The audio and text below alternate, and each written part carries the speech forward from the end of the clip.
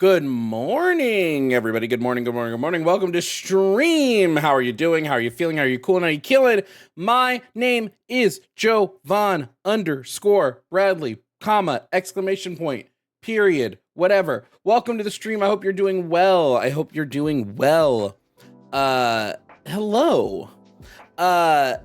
First and foremost, let's give our shout out to King Puff, Mealy Bun, and Ferocity for being the first in the Twitch chat. Congratulations on becoming the first. Second of all, I hope you're doing good. We're here to debate conservatives and make them look kind of stupid because, like, they make it easy. I don't know what to tell them. If this is your first time watching a stream, well, welcome in. I'm a leftist. I hate capitalism. I hate Republican policies. I think conservatism is a blight on society. It's nice to see you. If you've been here before, then hey, welcome back. Hi. How are you today? Are you good? Did you have some water? Did you drink your meds? Drink your meds. Did you take your meds? I didn't, so I'm going to take my meds here right now with you on stream. So if you haven't taken your meds yet, get them. It's med time. Come on, chop chop. Pick up the pace, sonny boy.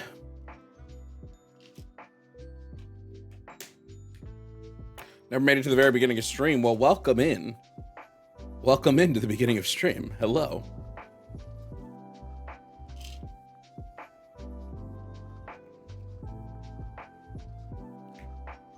Boof and estrogen. I take blood pressure medicine, so.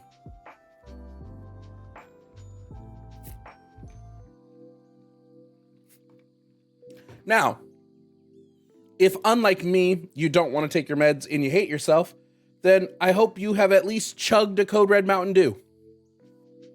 I hope you've at least chugged a Code Red Mountain Dew this morning. Good afternoon, everybody. We are getting ready. I did not find out who could screen today, so I don't know which of my screeners will be on deck today. I completely didn't ask. My bad. Oops. We'll see who gets there. We'll see who gets there first, I guess.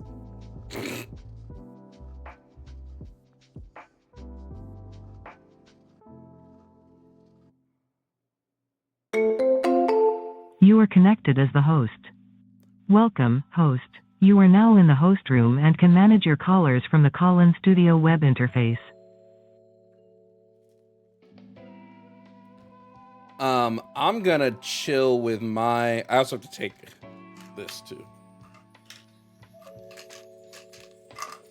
I take 5 meds a day, 3 in the morning, 2 in the evening. This is the one I hate the most. This shit is big as fuck. I hate taking this one.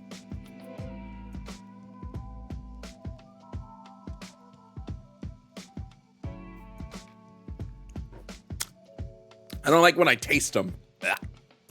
Tastes like chalk.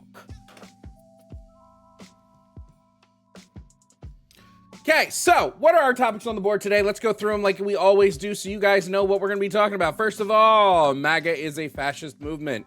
I do believe MAGA is fascist. I believe Donald Trump is the head of it. Well, no, I don't believe Donald Trump is the head. I believe Donald Trump is the figurehead of a fascist movement piled on by people like Peter Thiel and Curtis Yarvin. The Christian God is evil, and you can't prove he's real. ICE is anti-American. I might change that topic. In fact, yeah, I am going to change that topic. I'm actually going to get rid of that topic and replace it with systemic racism is real.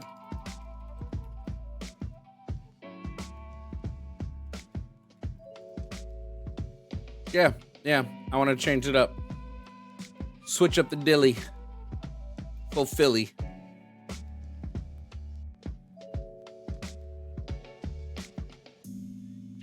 That's what I like to see.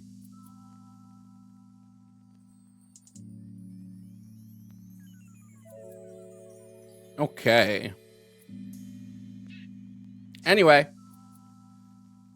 I gotta see who can screen.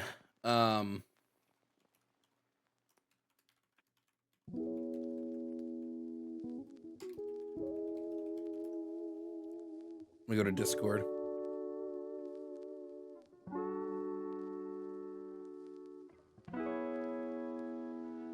Today's patch day. Patch day for what?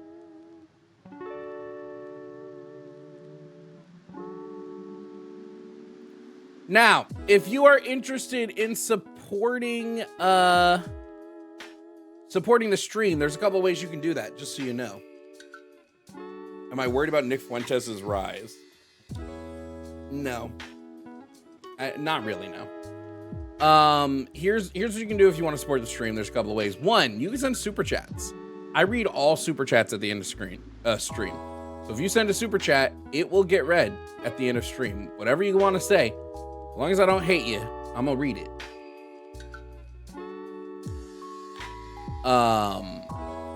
Next, you could gift subs or things like that. By the way, Kimura Armlock, thank you for resubscribing with your Amazon Prime over on Twitch. Remember, if you have Amazon Prime, you get a free sub every month. Why not consider using it for me? Give me your free sub, baby. Thank you for the sub over on Twitch. You can also become a member over on YouTube if you want to. You become a member, you get early access to videos. Your name is in the credits. I actually am going to be updating the credits for the second half of November tonight. So you have time to get in if you're not in that list right now.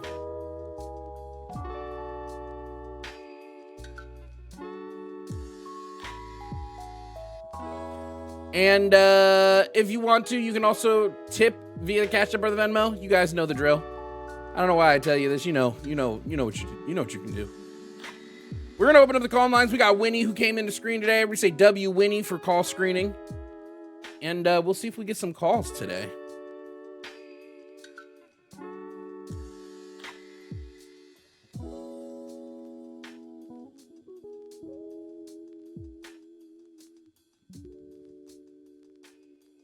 My dear Gear Red last year, and I think Jovan hates me. I just miss them sometimes. So I'm looking at two chats. I'm also trying to do the debates. So sometimes they do get missed. I apologize.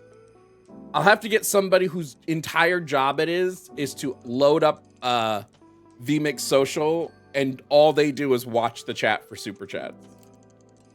Did you block Andrew from New Jersey? Yeah, he doesn't call me. He only calls on the line.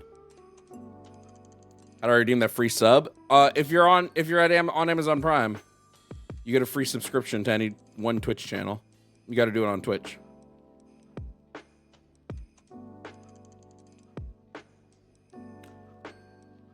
Oh, you mean the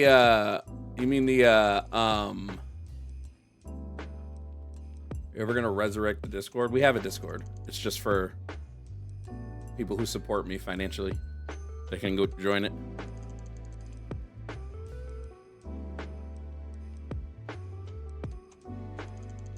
Nope, today's just debates. Questions are had during the dump. During the weekly dump on Mondays, you can call in.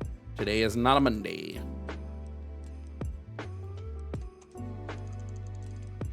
Dude, I think I'm gonna finally pull the trigger on the Secret Labs desk for Black Friday. It's not on much of a sale, but like it's like an extra like $200 off. Why is YouTube not alerting you that I'm live? Do you have it turned on?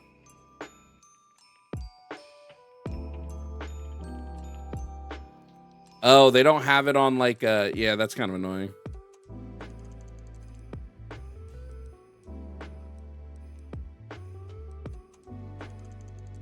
What about the blackout? Can't spend money on Black Friday.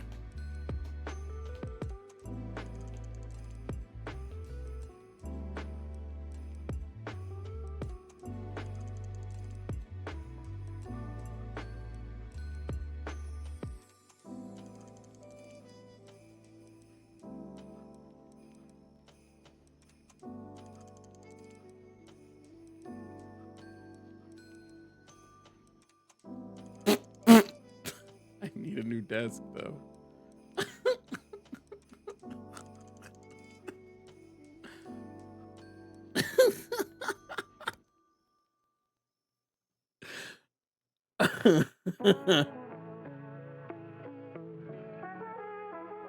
You just have to make sure your Discord is connected to your YouTube or your Twitch, and it should just automatically put you in there as long as you join the Discord.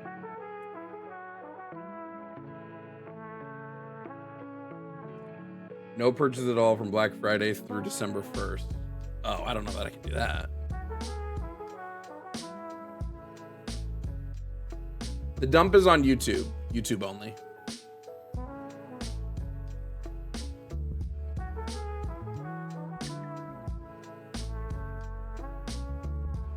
Buy it now before the blackout. The problem is I don't get paid till the 20th.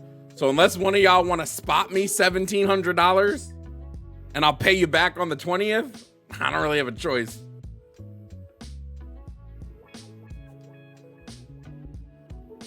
And what hobbies they do while watching, Jovan? Oh, what are your hobbies, chat? My hobbies are dunking on conservatives and making them look stupid. That's my favorite hobby.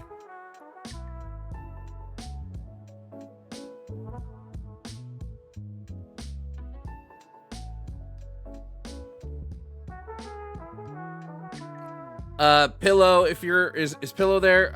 Or Ahmad. Can Ahmad post the Discord link in the Twitch chat, please? 1,700 for a desk as well. Well, it's not just for a desk. It's a standing desk plus all the like extras and attachments and stuff. The desk alone is about 1,000. But then you get like the monitor and see, you know how companies are. Secret Labs is like, you can't just use any monitor arms. Ours are specifically built for the desk. But it's also a standing desk, so. And then I'm gonna put my walking pad under the desk so I can walk.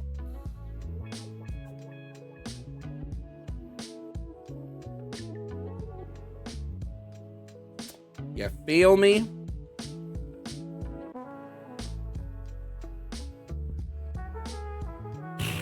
What is with the rise in abortion debates lately?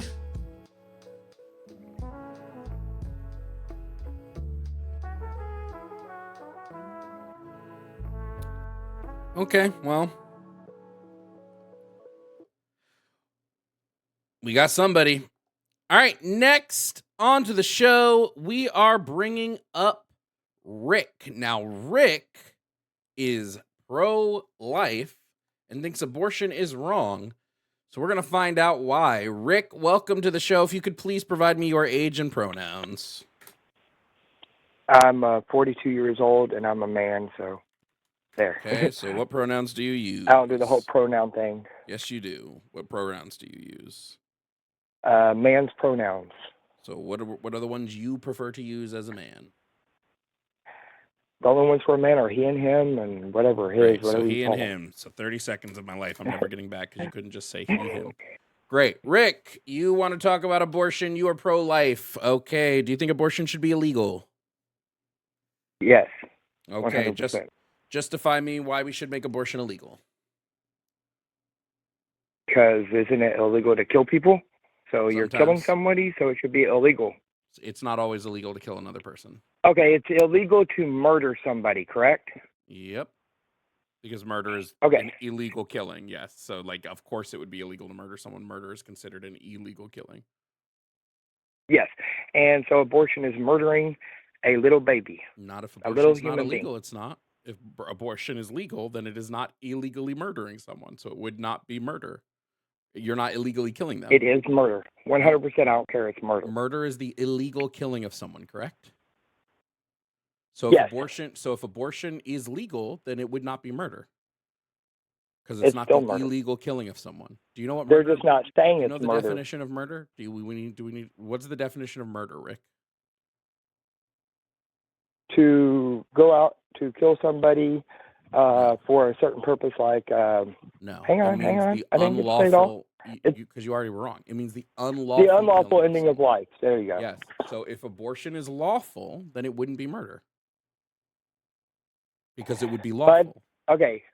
Let me ask you a question. Let's get this further. We're not doing this whole legal illegal thing because you brought up it should be illegal, but they're making it legal. Right?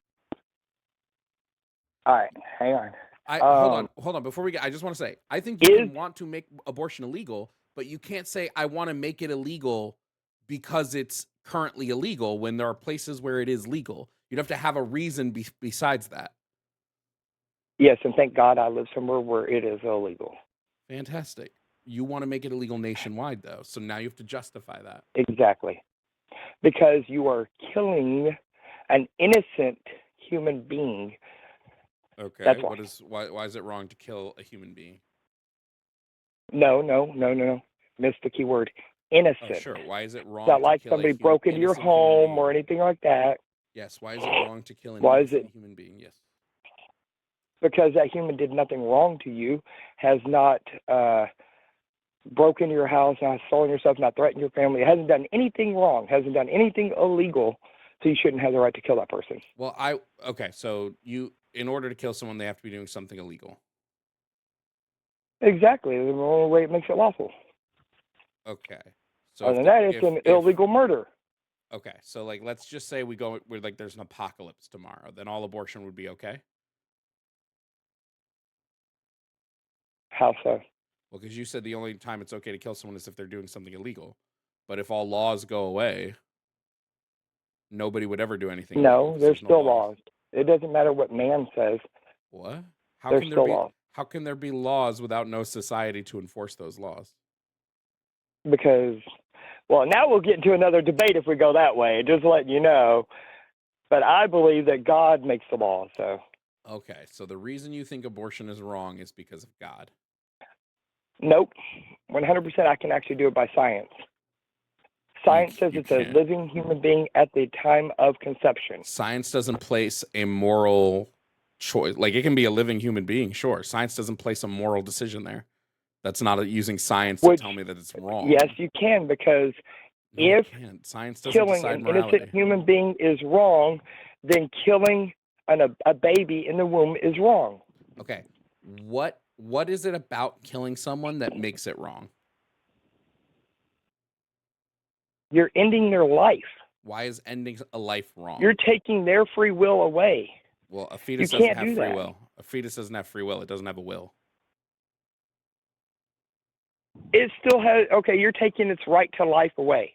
Okay, so it has a right to life. Where do rights come from? God. Okay, so now in order to prove your stance and to justify removing abortion, you now have to prove God is real. So you now have to do what nobody else on this planet has been able to do, like, ever. No, it's not that we haven't been able to prove that God is real. It's that some people won't accept the evidence before them. You have no evidence. It's a heart thing, not a mind thing. There is no evidence that God exists. There's none. There's evidence everywhere. Look outside. Look at all creation. It screams the existence of God. It does not. Just because you want to ignore it doesn't mean it's not true. This is one I can sit there and say that the sky is purple, but if it's blue, it doesn't matter what I say. I can look outside and see it's blue. The sky just because I want actually. I'm looking at it right now. It looks pretty blue to me. It's blue to you because our eyes see that color a specific way. But the sky is not objectively blue. That's not how color works. So you might really like to argue. Well, this is a debate show. I just hope you know that. Secondly, I know you have not yet provided evidence. I actually like you. You're a good guy. I really do. I don't call into very many of these, but I'll just the second time I've talked to you, and you're a really respectful person. I have a lot of respect for you. We disagree, but I still like you as a human being. I'm just letting you know that you've yet to provide evidence of God. Okay. Actually, I didn't. I provided evidence. You just didn't accept it. No, look at the trees is not evidence of God, Rick. I didn't say just the trees. I said all creation. Yes, you didn't provide me evidence that. Wait, that doesn't tell me that God created. Like, you're not providing me evidence. Okay. Real quick. All right. The Bible. Okay. People consider it a book. It's actually 66 books by 40 or more authors. Anyways, the book is historically, scientifically accurate, correct? I'm sorry, say that again? Is the Bible scientifically accurate? The Bible is historically and scientifically accurate. How is it not scientifically accurate? Are there scientific points in there that are accurate that we did not know before we discovered it ourselves, like washing your hands under running water was Old Testament about, oh my goodness, 2,000 years before we discovered we should do that. That's untrue. Before we realized why you should do that. That's fully untrue. No, that's not true. Yes, that's how. Okay, prove me wrong on that one. Because you're saying it's untrue. I said it's true. Human societies have been washing their hands for thousands of years. Just because like European societies didn't. No. Under running water. Yes. Under running water. Yes. Okay, doctors a couple thousand years ago, whatever it was, 1,000 years ago, whatever it was, were washing their hands in a bowl of water. All right. And European societies. After they met the dead body. European societies did that. Yes, European societies did things like that. Not like. I'm trying to finish my sentence. I know where your sentence is going. It's a nonsense. But I still get the right to say my sentence, bud, because you may not understand. You may not. I need to let you know you don't have rights here. That's not how that works. Wait, I don't have rights. Not on the show. No, I decide what the rights for the. I decide what the rights for people on this show are. Yes, you don't decide that. So I'm like a fetus. I have no on the rights. show. You are. Okay. You get where I'm going with that one? No. People are saying that fetus don't have any rights because they're in somebody's womb. Okay. What is the purpose of sex? I don't care what the purpose of sex is. It doesn't justify whether abortion. It's to create life. That's it. Maybe the way you're doing it. Now, we have fun with sex, but it's actually to procreate. It's how we procreate. Okay? So you're going to do that act, risk having a baby, and then say, oh, I don't want this baby, and kill it? What right do you have to kill that baby? What? What right do we have to kill that baby just because we didn't want it? What are you asking? What right do we have to kill that child because we didn't want it? Yeah, here, I'll answer this question for you. The reason why abortion is justified is because the person who is pregnant no longer consents to that fetus being inside of their body. And anybody should be able to remove consent at any time. Remove consent for what? For the fetus to use their body. When they went ahead and did the act to have that fetus doesn't matter. Body, correct? It doesn't matter. So when is life? When does life begin? Conception. Technically before conception, if you want to get. If you want to get. With that? Yeah, I've never not claimed life begins at conception. Oh, I don't know what you claim. That's why I want to know what you believe. Some people don't believe that. Some people believe heart, feet, and all that. But scientifically, you are completely right, and biblically, you are completely right on that one. So both sides, you are right. Life begins at conception. There is no biblically being right, but okay. Okay. Well, the Bible exists, does it not? Does the Bible exist? Sure. What does that matter?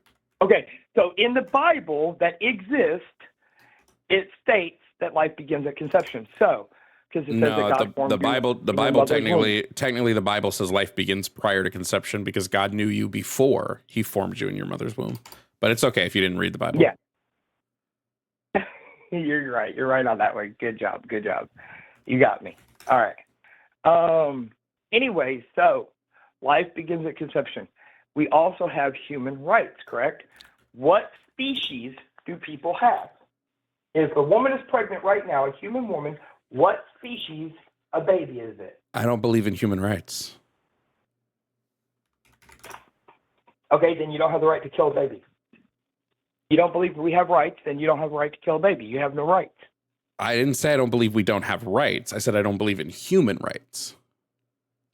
Human rights is the right to live and the right to choose who is in your body. Sure, I'll say it again. That's a human right, you're saying. I'll say it again. I believe in rights. I don't believe in human rights. Okay, what rights do you believe? I believe that creatures have rights to that some creatures have a right to life. I believe that some creatures have a right to their own body. You were about to say they have the rights to life. I just said some creatures have a right to life. I just said that. Okay, so what creatures have the right to life? Jesus. A Sentient dog ones. has more rights than we do? A dog would have equal rights as we do when it comes to their life. So they have the right to live, correct? A sentient dog, yes, has a right to live. Okay, so then a human has the right to live. A sentient human has the right to live, yes. Okay, what do you mean by sentient? I mean a creature who has reached a point in brain development where they have the capacity to experience. They have a right to live. Okay, so you're going to sit there and tell me that somebody that has become a vegetable because of a car accident, they no longer have the right to live? People who are paraplegic still experience. So yes, they would still have the right to live. Maybe he's experiencing the womb.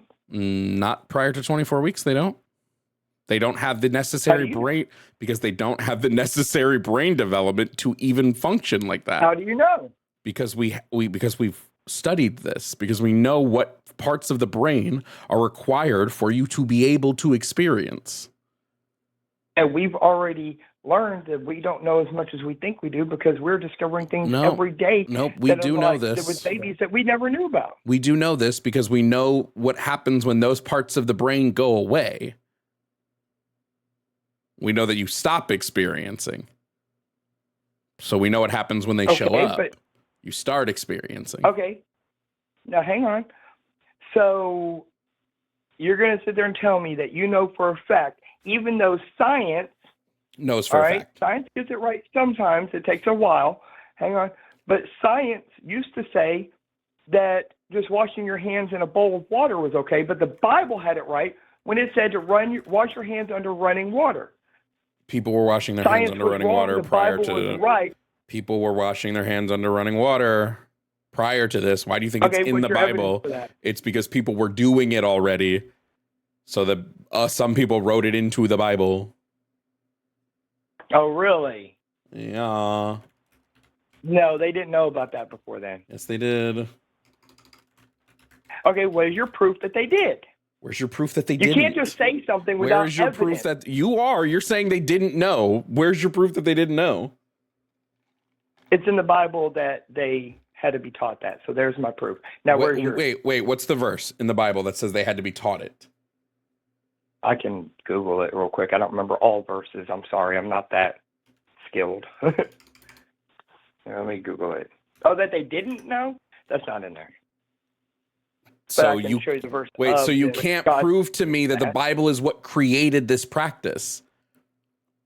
Thank you. Like, no, you can't, you can't. God taught us it. No, you can't, because you don't know that you have no proof that Rick, you have no evidence that they weren't doing this prior to the Bible. You have no evidence of that. You can't prove a negative. You can't prove a negative. Rick, you're not trying to prove a negative. Rick, you are trying to prove the positive. Your positive claim is the Bible is what taught us how to do this. So to prove that positive claim, you have to provide evidence that we weren't doing it prior to the Bible. You can't prove somebody didn't know something, but you can prove that we already knew it. You can't make the claim, Rick, that the Bible is what created the practice. Holy shit, dude. Come on. Look, I don't do this whole I have to prove everything. You made a statement. Now I want you to prove it. Prove we knew it before the Bible said it. That's not how that works. Is there any documented proof, any practice before, like around 1,000 years or 1,500 years ago? Yes, Mesopotamia has evidence from back to 3000 BCE of them washing their hands regularly as well as the rest of their body in flowing water from canals or jugs. Ancient Egypt, 25,000 BCE, has practiced rituals of washing their bodies before meals and running water. They even had drainage systems in their goddamn streets so that the water would flow rather than stay stagnant. Rick, you have no clue what you're talking about. Whoa. You said only 2,500 years ago, correct? 2,500 BCE. BCE. Oh, that's like fucking 4,000 years ago, Rick. Years ago. No, and then the Mesopotamians, the Sumerians were 3,000 BCE, Rick. So how do we know that they were using that to wash their bodies? Because they have texts and artifacts and evidence of them doing it. Okay, now all we need to know is when that scripture was put in there, what year BCE it was, and see if it was before that. Because more than likely, God taught them to do that by the Bible. No, Leviticus was written between the 7th and 5th century BCE. So it's not even close, Rick. Like, not even close. But then why were doctors about 1,500 years ago washing their hands because Europeans were idiots and didn't know about germ theory. They didn't have germ theory in Europe, so they didn't understand how germs work. Okay. Well, what I'm like, you keep going to doctors. This is a problem that I have with like whiteness as a whole specifically. Like, white people, because of the way Europe operated, believe that the rest of the world operated this way. No, white people were just dirty. Europeans were shitting in the streets. Like, what? They weren't clean. That's kind of racist, bro. It's not racist when you actually look at the fact that Europe was a fucking cesspool of germs. They literally didn't know about germ theory. Okay, Egyptians had ideas about germ theory. If you said that about like Mexicans or black people or any black or brown people, you'd be considered a racist. African tribes had an understanding about keeping themselves clean. They used clay to do it because they found that it was a good way to disinfect. Okay to put white people down like that? Oh my God, Rick! If you turn that statement around, I'm so sorry, Rick. I'm so sorry. Somebody said something about like the history of like white culture. My bad. I didn't know you were so upset that white culture was people shitting in the streets. Derogatory about white culture. Because white culture was shitting in the streets. They were shitting in the streets, Rick. Every culture has done something not good. Oh, we know that the Egyptians and the ancient Mesopotamians washed their hands, and white people didn't. So, anyways, y'all needed the Bible to tell you to wash your hands. They didn't. Abortion should be illegal because you're killing a human being. Why is killing a human being wrong, Rick? Because it's an innocent human being. My bad. I just need to be specific. Why is killing an innocent human being wrong? Why is that action wrong? That's why people get the death penalty.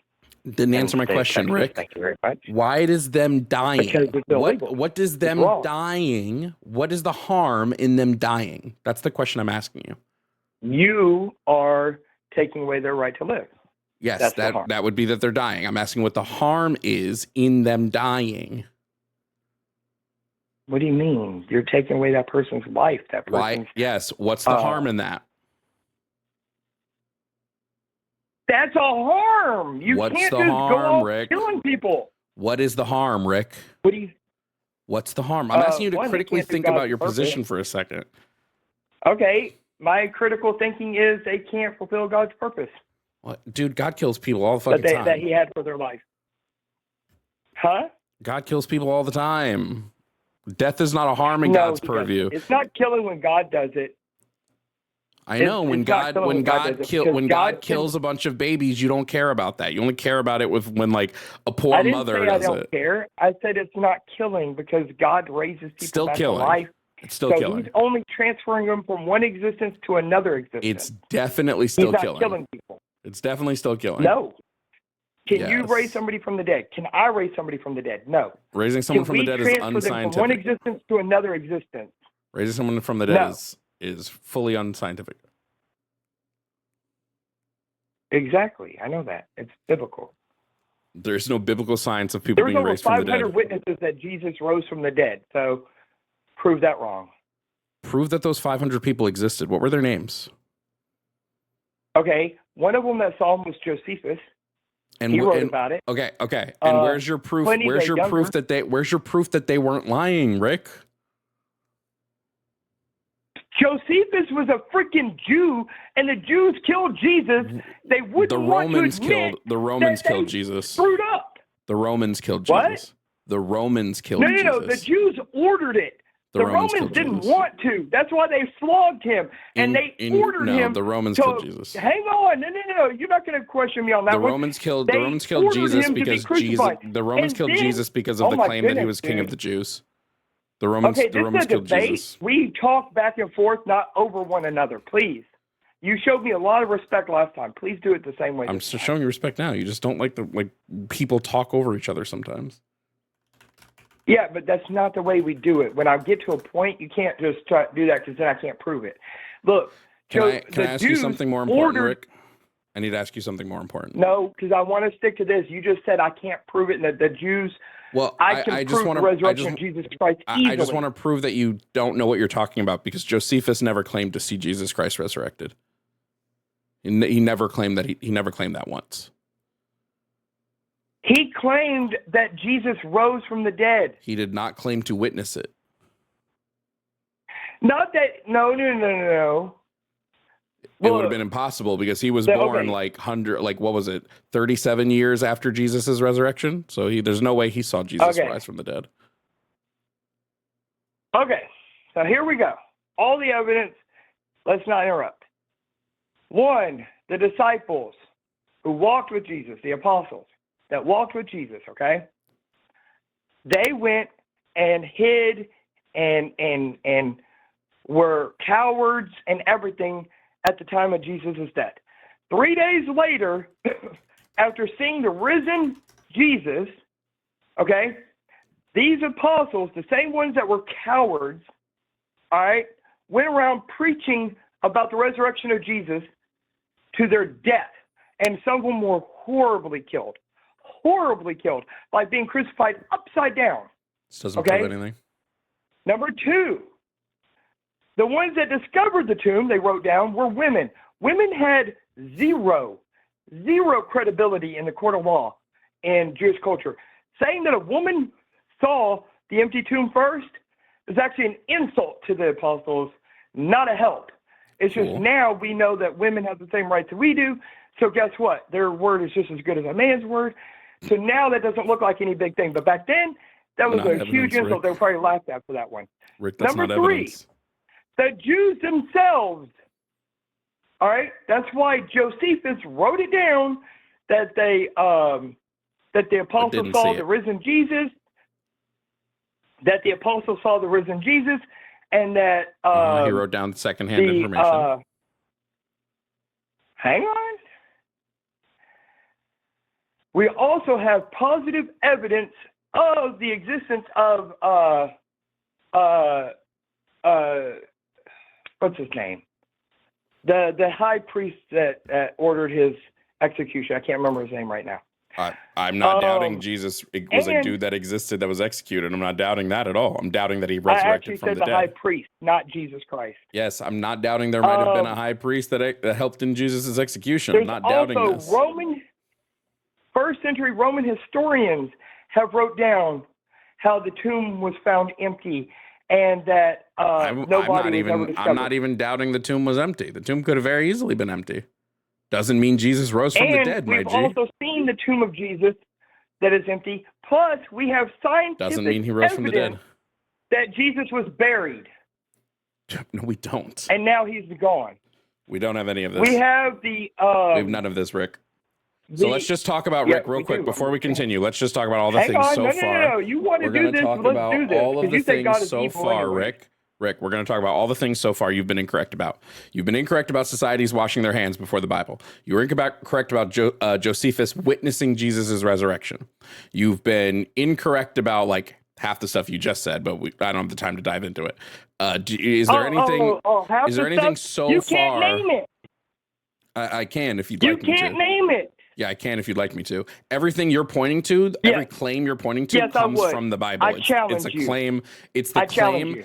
Everything about Jesus' resurrection are claims made from the apostles, specifically the four new gospels in the New Testament. Like that's all the things you're listing. Accurate. No, we don't know that. We do not know.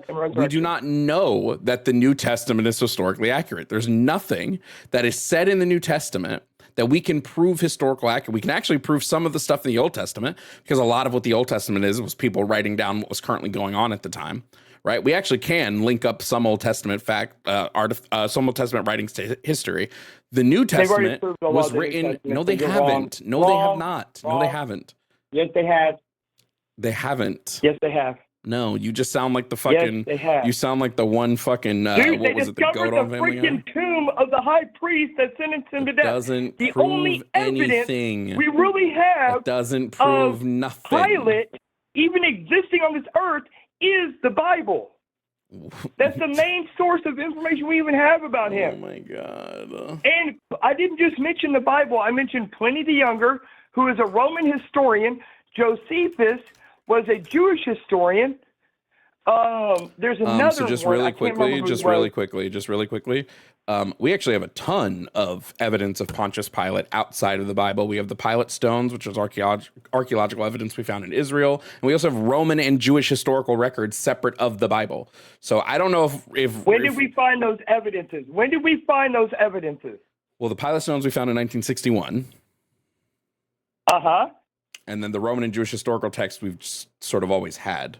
We have evidence of stuff written from both Roman records and Jewish historical records of Pontius Pilate being someone that existed. Ever found of Pilate was the Bible. Now we have been starting to find evidence, historical evidence, for all these things that the New Testament was talking about, just like I just said. I said the main source of information we've had was the Bible. Now, yes, we are locating Rick, I'm going to leave you with this. Rick. I'm going to leave you with this. The Bible is the claim. It's not the evidence. And I really hope you learned the difference between the two. Thanks for calling in. Call back if you can figure out the difference between a claim and evidence. Shout out to music and to George Soros for the pays to move on from that one. I'll say it again. The Bible is the claim. It's not the evidence. The evidence would be the historical documents we've dug up from the time. The Bible is a claim of evidence. It's not the evidence itself. There's a difference between the two. Not that Rick knows, but the rest of us know the difference between those two things. Shout out to Siaji for the bits over on Twitch. Shout out to A. Krinich for subscribing to their Amazon Prime for your second month over on Twitch. W to you guys. Yeah, we got that George Soros money, baby. That George Soros money, baby. Unbelievable, dude. And the only reason we were on the Bible was because he's using the Bible or he's using God as his claim for abortion being bad. Which you all know is a terrible thing to do because there's zero evidence the Bible is true.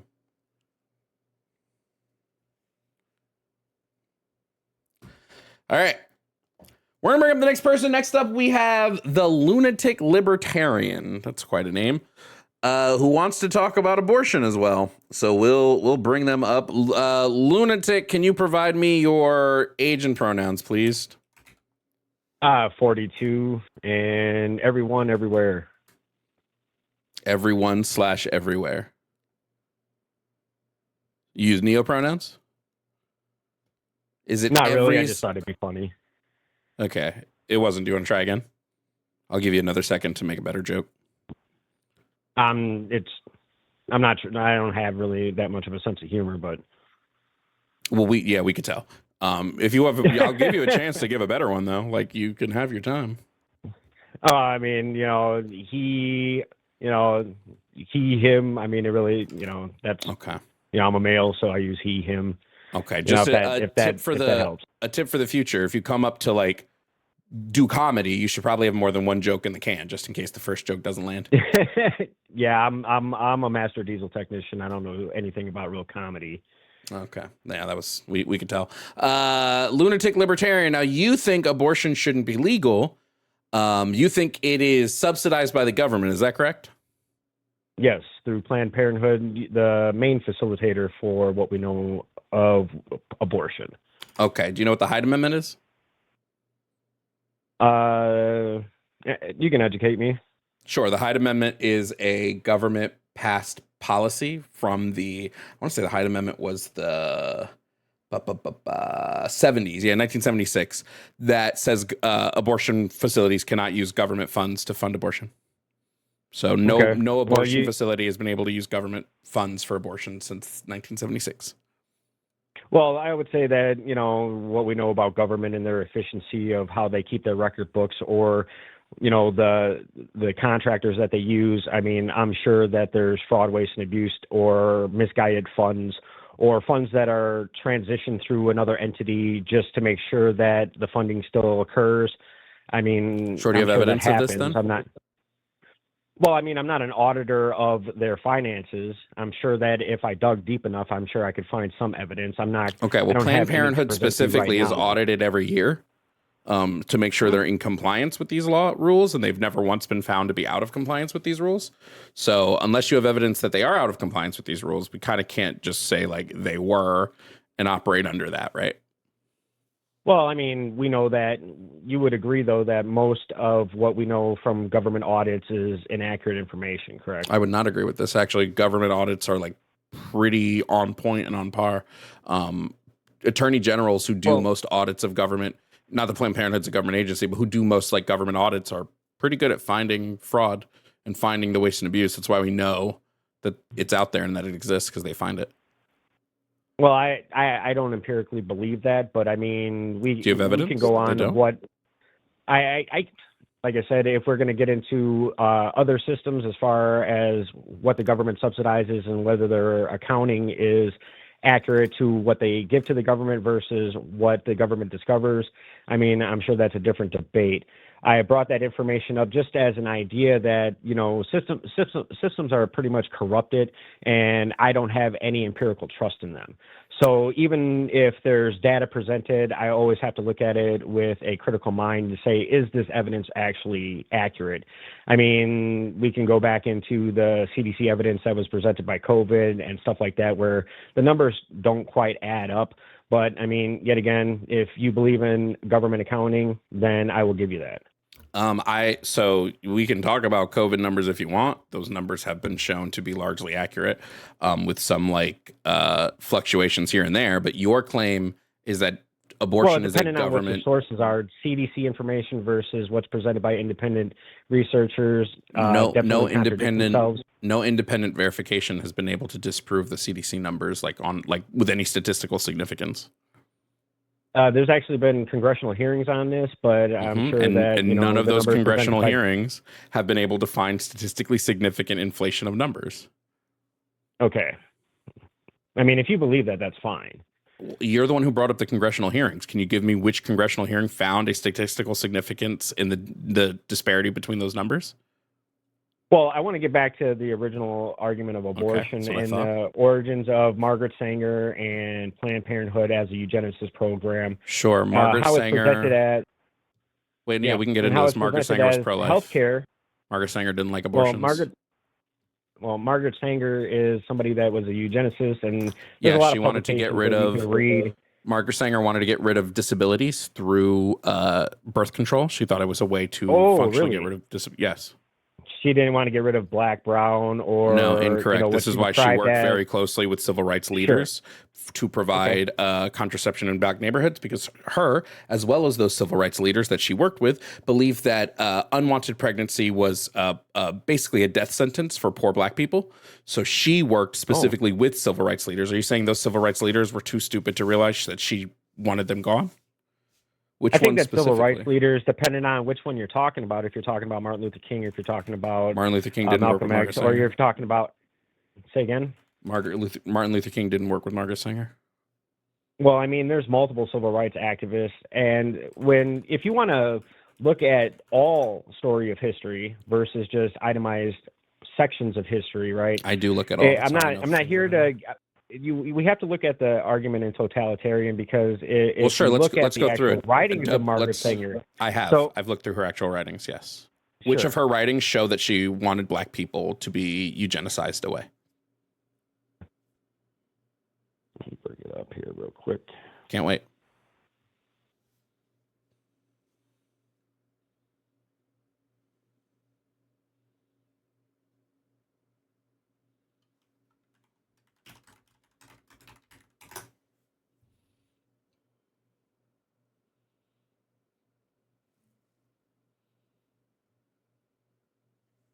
Because Another argument is contraception. So, do you believe that the we'll get in, wait. Nope. We'll get into that after we handle the Margaret Sanger claims. Well, because that's another reason that she's a well-known individual. But but Margaret Sanger was pro-life, did not like abortion, thought abortion was one of the worst things mothers could do. She was for contraception. She thought contraception would be a way to weed out people with disabilities. That is true. She was a eugenicist in the case that she thought disabilities could be weeded out of populations. She was not a eugenicist in the term of race. This is why she worked with people like W.E.B. Du Bois, James Hubert, and Mary McLeod Bethune, all on the Negro Project, because they all believed, as well as prominent doctors in Black communities, that birth control was really important for Black women because Black people were historically super poor. And having a kid when you're really poor makes the stressors of poverty worse. Yeah, okay. I think that when we look at this argument, right, if you believe that, I think that it's being disingenuous. But yet again, everybody picks. Stop. Well, hold on a second. No, hold on, man. You haven't provided a single shred of evidence for any of the things you've said so far. Yet I can pinpoint you the exact project that she was working on. It was called the Negro Project. I could pinpoint you to the exact letters that she wrote that are mischaracterized, and the reason why people believe she was a racist. Mischaracterized. Yes, because they don't read the whole letter. They read one sentence of the letter and they go, look, Margaret Sanger's a racist. I can point you to the exact interview that she had when she was alive in which she said abortion is the worst thing a mother could do. Like, you can provide me nothing. And so you're saying, well, you believe all of this stuff with all of this evidence you have backed behind you. I believe what? You have no evidence for any of the things you've said. I'm asking for it. I'm sitting here waiting for you to provide it.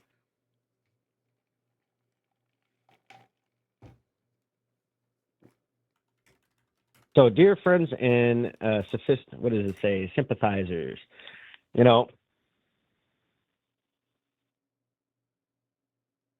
I greet you as an old friend and a pioneer in the birth control movement, right? It has been my privilege to communicate with you in the past, ever appreciative of your sympathy and with the feeling that with an emergency is upon us, you would like to be informed. The birth control movement is about to face the greatest test of strength in its history. The United States government is about to express its opinion about the vital and momentous subject. In 1916, I deliberately and continuously challenged the constitutionality of the law by opening a clinic in Brooklyn and giving information on how to prevent conception to more than 400 overburdened mothers. I was arrested, convicted, and sentenced to 30 days imprisonment, which term I served, having consciously violated the law for the purpose of testing its constitutionality in the higher courts. It was determined to appeal my case even after the sentence was served. The case, having gone through the various courts, is the state. It is now before the United States Supreme Court and will come up for hearing the latter part of November. Speaking in this case, this is just one letter. So if I were to continue on and read all of her literature, that letter said nothing. You know that letter said literally nothing. No, I know it didn't say anything. That's the first thing that I can find. You read it. You didn't have evidence, so instead you pulled up it's showing a random letter. Looked up her writing. Yeah, you looked it up just now, and you got a random letter that you thought, this will tell me that I'm right, and then realized as you were reading the letter, it doesn't prove anything. What you're talking about, Margaret Sanger specifically wrote a letter to Clarence Gamble, and in her letter to Clarence Gamble, she, within correspondence with him, is talking about the need for Black doctors to work with the Negro Project because Black people didn't trust white doctors at the time. Absolutely true. She said in that letter, and I quote, I'll say the quote because it's the quote that people always misconstrue. She said, "We do not want word to go out that we want to exterminate the Negro population." But what people tend to not do is read the rest of that letter where she's like, if white doctors do this, that's the idea people are going to get. And that's not what we're trying to do. We're trying to work, again, with people like W.E.B. Du Bois, who, I'm sorry, probably would know when a white person's trying to exterminate his people, want to get birth control to Black women so that they can help themselves when it comes to poverty, when it comes to things like that.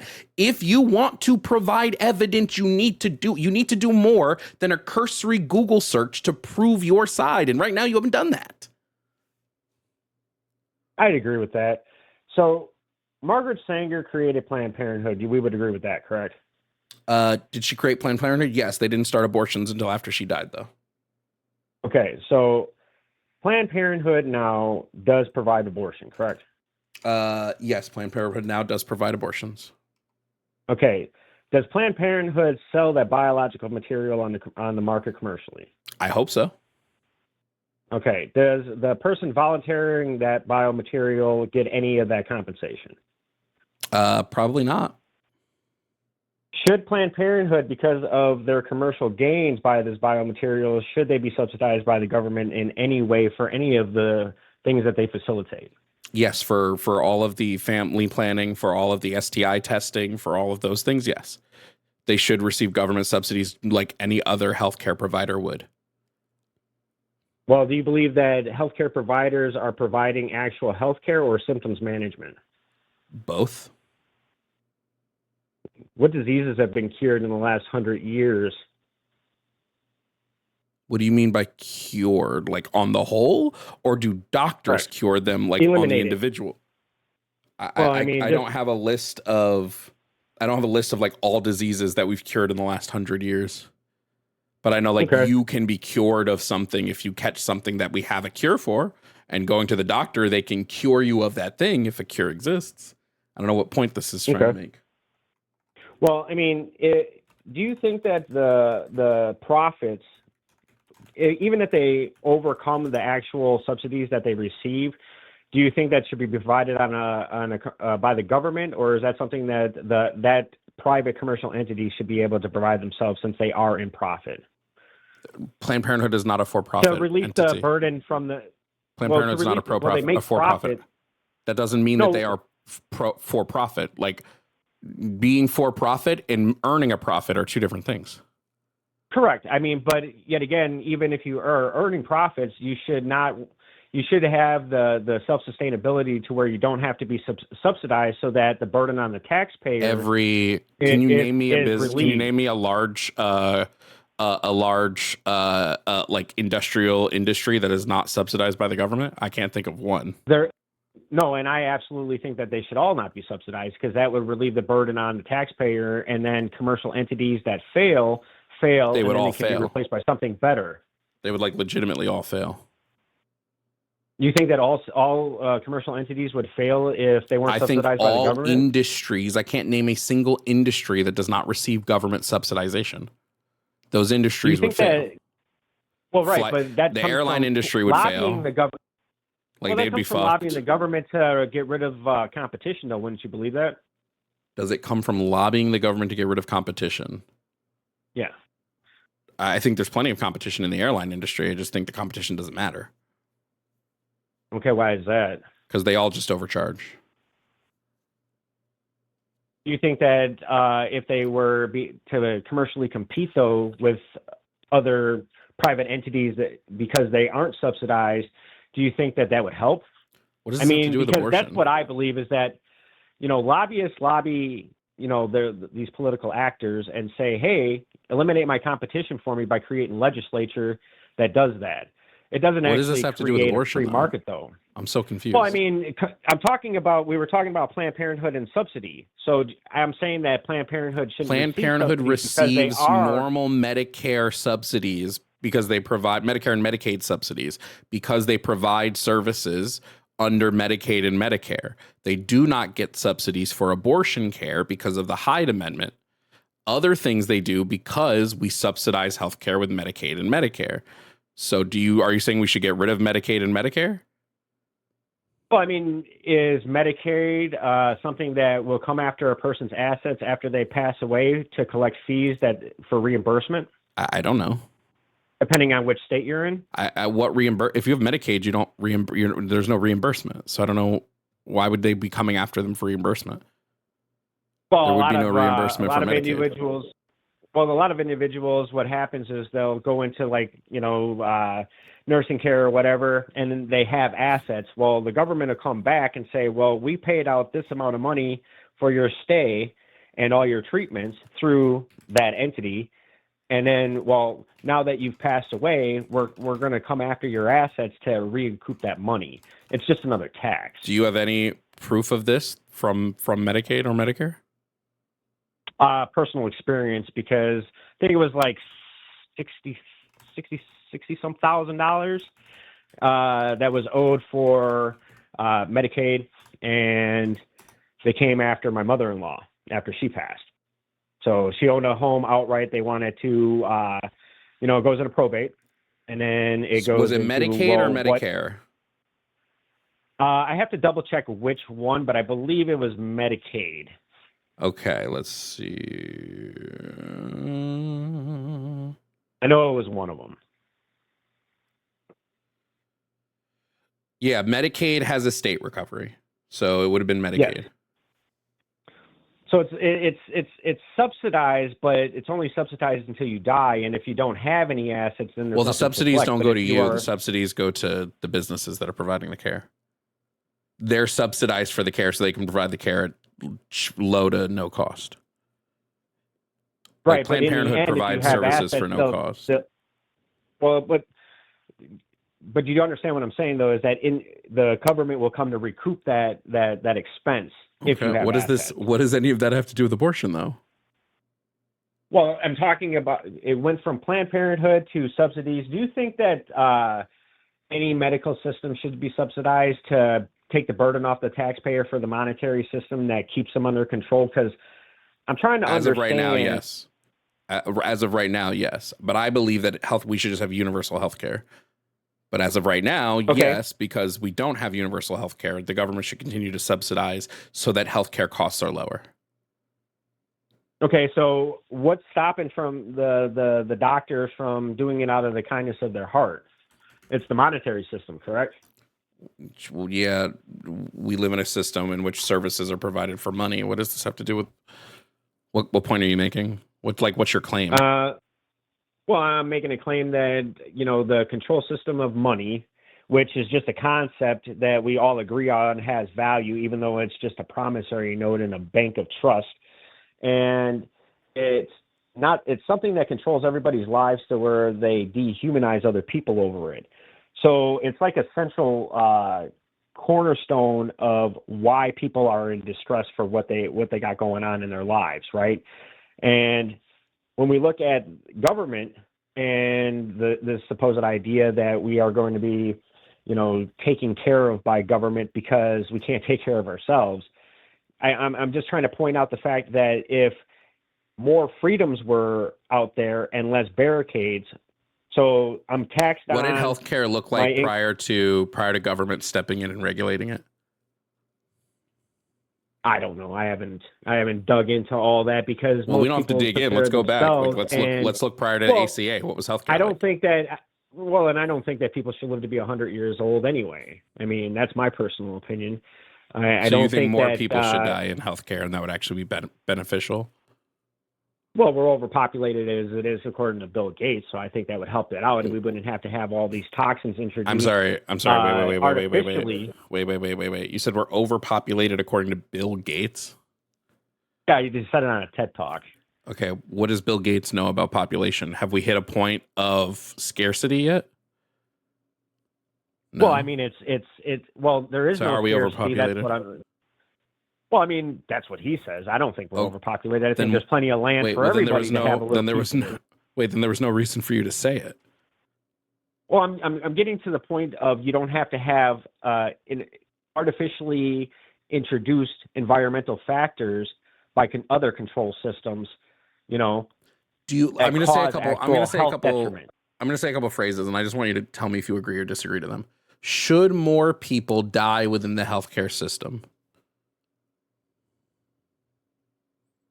Should more of them die? Yes. Well, I don't think you're going to stop that. People die. What's the third? You said people should not live. You've said people should not live to be 100 in a conversation about healthcare. So I assume that you're saying that we've hit a point where healthcare is causing people to live too long.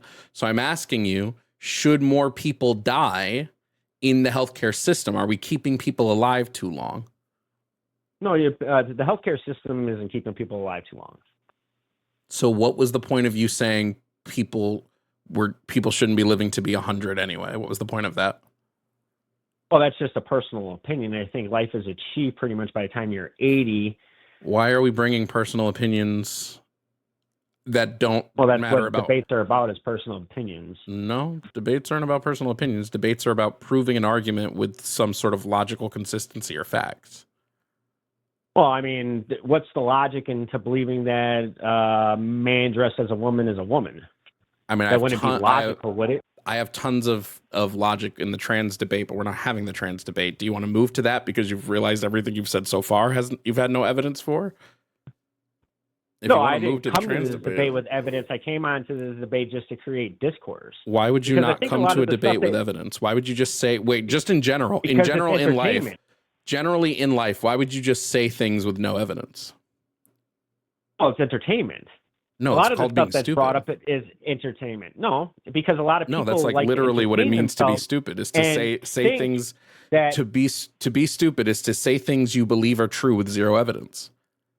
Well, the thing is that I can write a book, right, and put information in there, and if it's regurgitated enough times, then it can be considered true. You haven't been able to prove that anything that I've said to refute your claims has been regurgitated stuff. What you've said is regurgitated. Like you bringing up Margaret Sanger being a racist is just something that's been regurgitated by pro-life advocacy groups, even though there's zero evidence to it.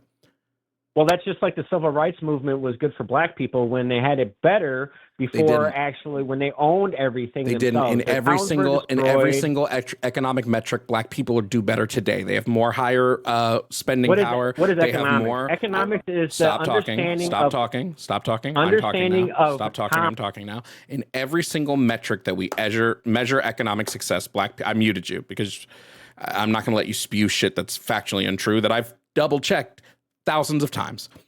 In every single metric, economically, black people do better today than they did in the 40s and 50s. They have higher spending power, higher wages. This is all by rate as well. So this is all per capita by rate. They are per capita they own more homes now. Their income is higher, even when adjusted for inflation. You're not going to find a single economic metric to show that black people were better in the 40s and 50s than they are today. It doesn't exist, and I've done the research on this. So you can try. It won't work. Timeline.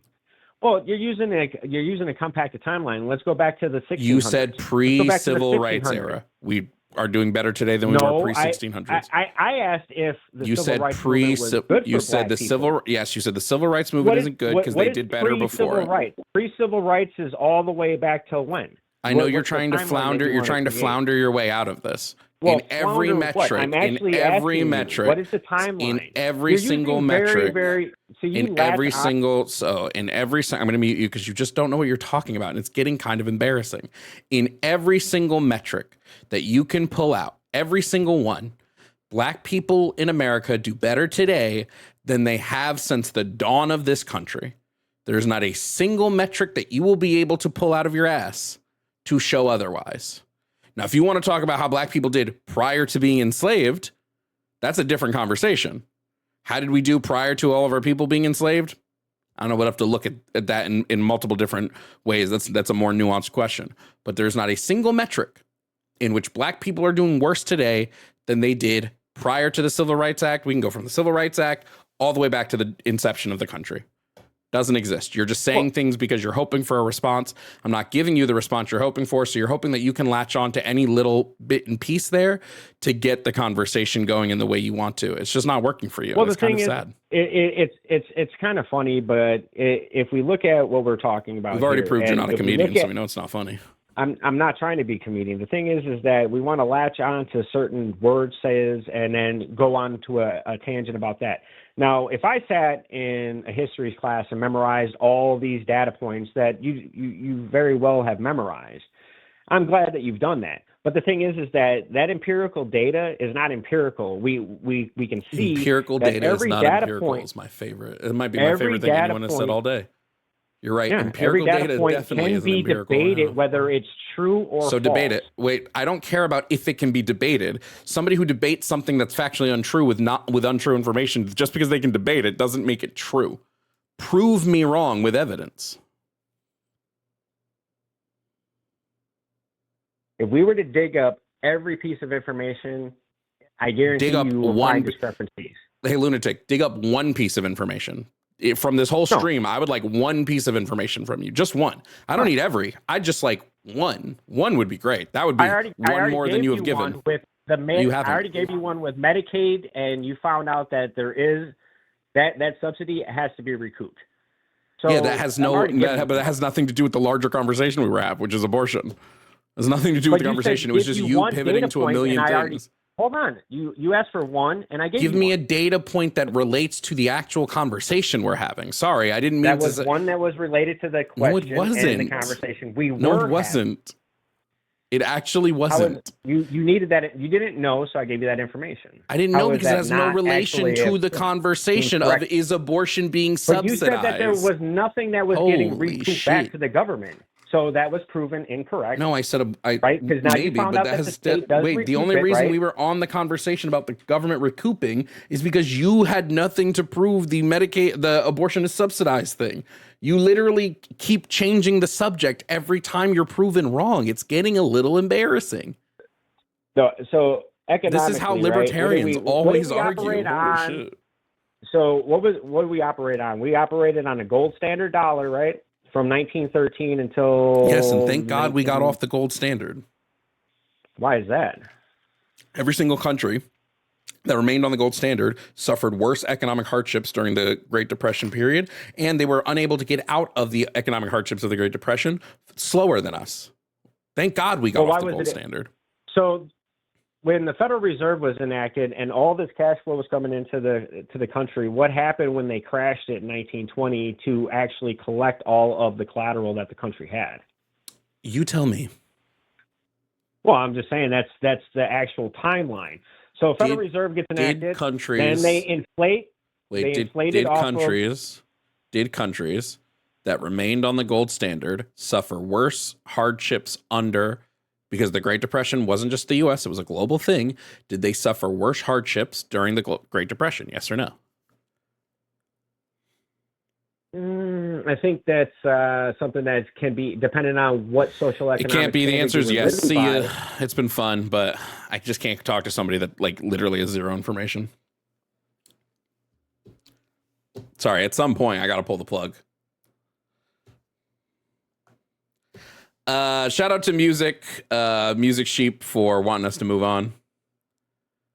Like, dude, there's nothing I can do if you are just gonna keep saying things that are factually untrue. Like, goddamn. Sorry, ain't got no evidence, Brody. In almost literally every metric, countries that got off of the gold standard quicker suffered less economic hardships from the Great Depression.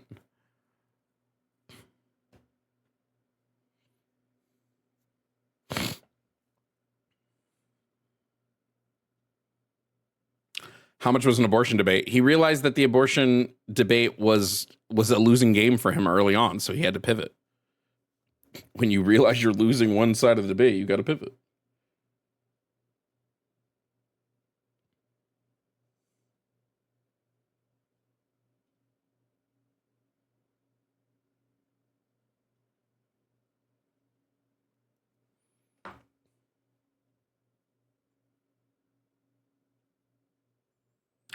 I just wanted you guys to know, anytime they try to pull the Margaret Sanger bullshit, it's so unbelievably untrue.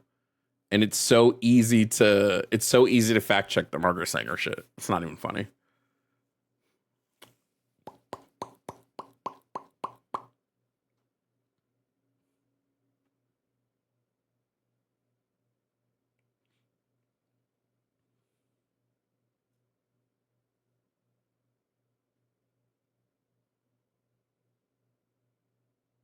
Okay. Next up, we have John. John wants to debate about the Christian God. So we're gonna see how John does with that. John, if you can hear me, please provide me your age and pronouns. Hey, John, can you hear me? Or I'm sorry, Jovan. Yeah, there's this Jovan, or how do I say your name? Jovan, yes. Jovan. I'm sorry, I came across you on YouTube today, so nice to meet you, man. My name, I am 35 years old. I go by he, him. Okay, now you want to debate about the Christian God, is that correct? Yeah. That's good. I'm sorry, I never debated before. I'm trying to do more conflict, so to speak, and work on that. So I figured this would be a good outlet to do that. Okay, no problem. Are you a Christian by chance? Yes, sir. Okay. First question, do you want to debate on whether God is real, or do you want to debate on whether he's evil? But there's two parts to that question, so whichever one you want to tackle first. I can do both.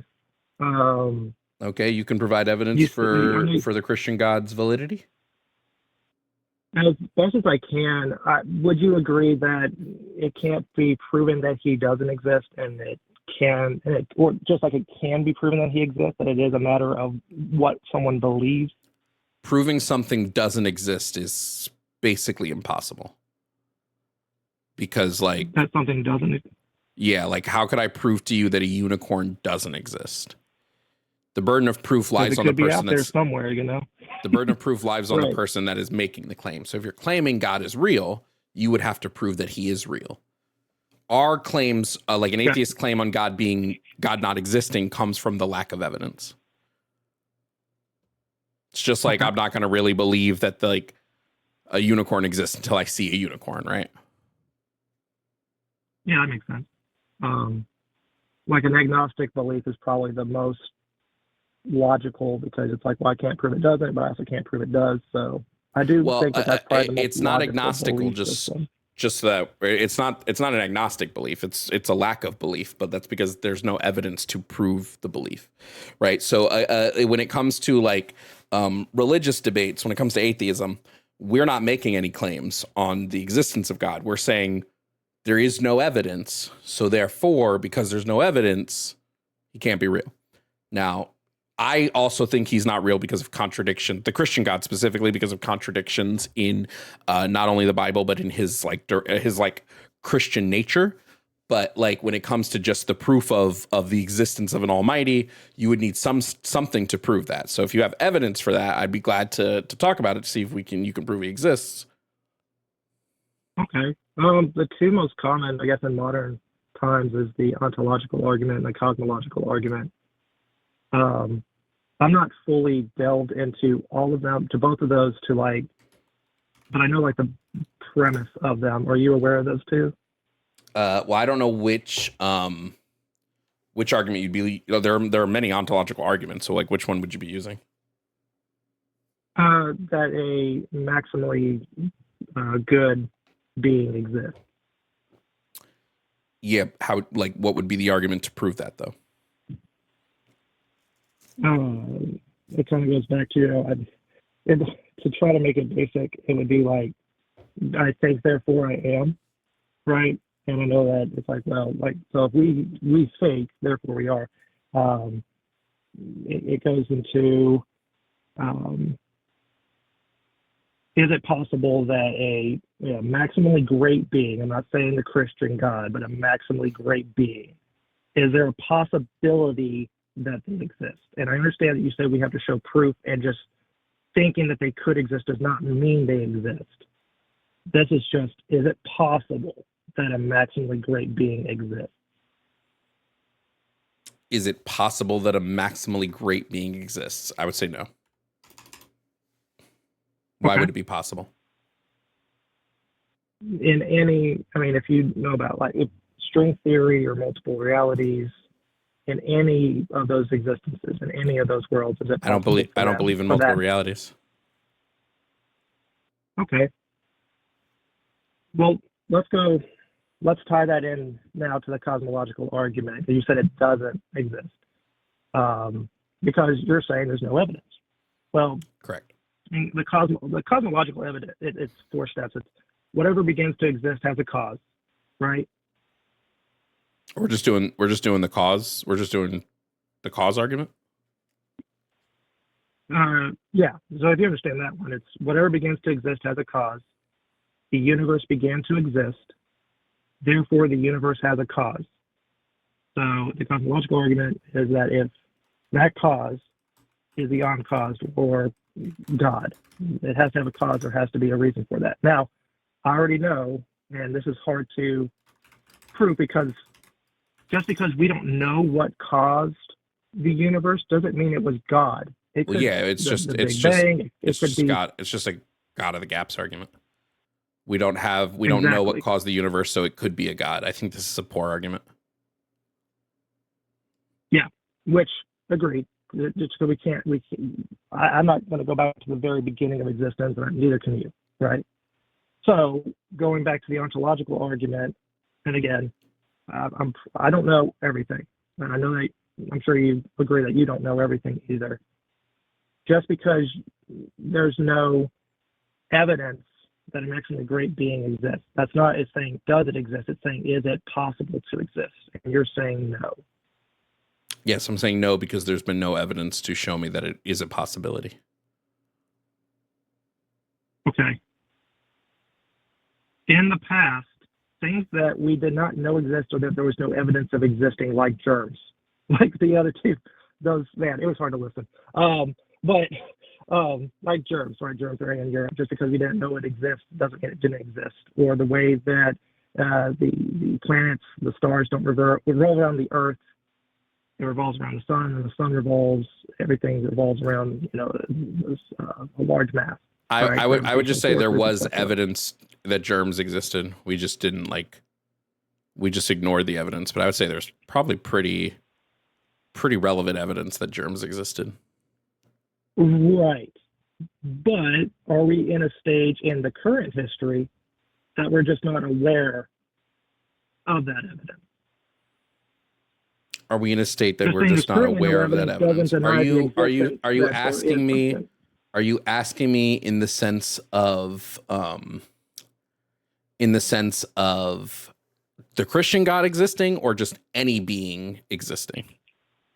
Any being. We're not going to go into which God, because if we go into the next part would be like, okay, well, if that could exist, now because of how I got on to talk with you, now we have to go into the Christian God. But I first want to determine, is that even possible for a God to exist? Not saying it does.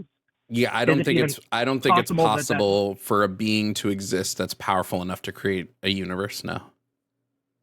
I'm not talking powerful. I'm saying, is there a maximally great being, a being that is morally perfect? No. Omniscient? Because I don't believe the Christian God is all powerful, which we can get into that later. So, okay. If you don't believe it exists, or that it's even possible for maximally great being to exist, I mean, that kind of, I believe that for is a being possible. To be perfect morally, no, I don't think that's possible. What would be the evidence of that being a possibility? I don't think it's possible for a human to be. I don't believe it's possible for any being to be perfect morally. Well, do you believe in morality? Yes, but I believe morality is subjective. So therefore, no being can be perfectly moral, because morality is not mind independent. In order for a being to be able to be perfectly moral, morality would need to exist within universal law. And I don't believe morality exists within universal law. And then you'd have to have a being that perfectly exemplifies every single bit of that universal law. I don't believe this to be a possibility.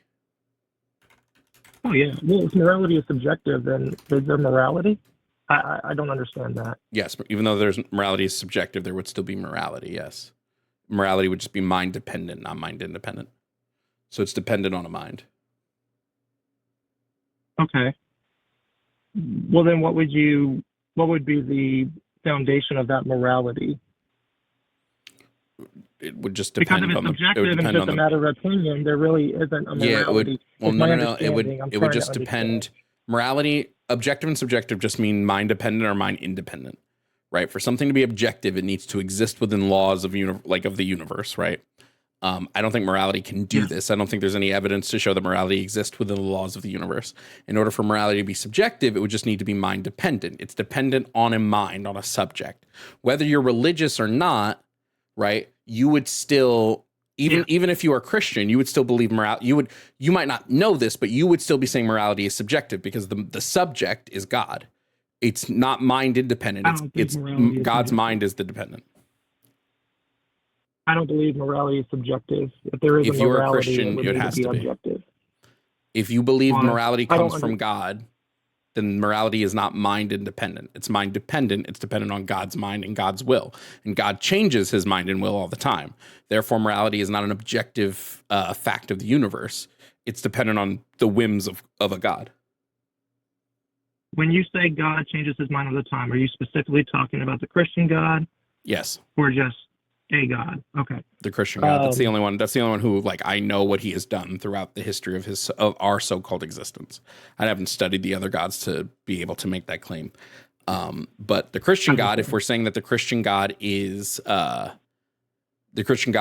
all good being and he's morally perfect, right? And morality comes from him, then morality would still be subjective. It's subjective to his mind and his whims.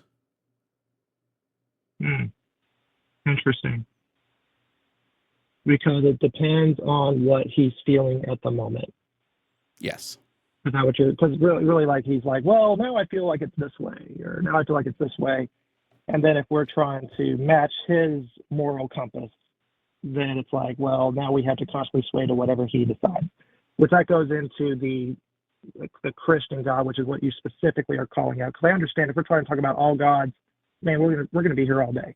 Yeah, there's like 2,000. There's 2,000 known gods. I don't have the time or ability to know all the ins and outs of 2,000 known gods' beliefs. But just focusing on the Christian God, just focusing on the Christian God, the Christian God has said that there are things that are morally permissible at one time, and then they're not morally permissible at another time. This would be quite literally subjective morality, saying that this is okay at this time for this thing, but then it doesn't become okay at this time at this thing. If it's objective, it would always not be okay. Understandable. And I do understand that there is a lot of confusion about why does God change his mind about mixed fabrics, sacrifices. I'd be more onto on the slavery thing, but yeah, slavery. People talk about those things. And slavery is definitely not a good thing at all in any way, shape, or form. Okay. Well, I guess that is something that we can definitely disagree on. I do think morality is objective. Yeah, but what's your basis for it being objective? I think that God's morality does not change. Let's go specific. The Christian God, the morality does not change. Is slavery okay? I do not believe slavery is okay. Does God believe slavery is okay? No. Then his morality absolutely has changed. How so? Because he did used to believe slavery was morally permissible. The only thing I know is in Leviticus, a term like Leviticus. Leviticus 25, 44 to 46 is, I think, the one. Specifically, he dictates that it is okay to own a slave as long as they are from it's okay for Israelite people to own slaves as long as they come from the nations around them. What's that chapter and verse? I know that Leviticus, talked about, if you Leviticus 25, 44 to 46. I'll read it too, just so that we. Yeah, your male and female slaves are to come from the nations around you. From them you may buy slaves. You may also buy some of the temporary residents living among you, members of their clan born in your country, and they will become your property. You can bequeath them to your children as inherited property, and you can make them slaves for life. But you must not rule over your fellow Israelites ruthlessly. And I do think it should say over your fellow Israelite men ruthlessly, because they did rule ruthlessly over the Israelite women, because they could sell their own women into sex slavery. Jesus.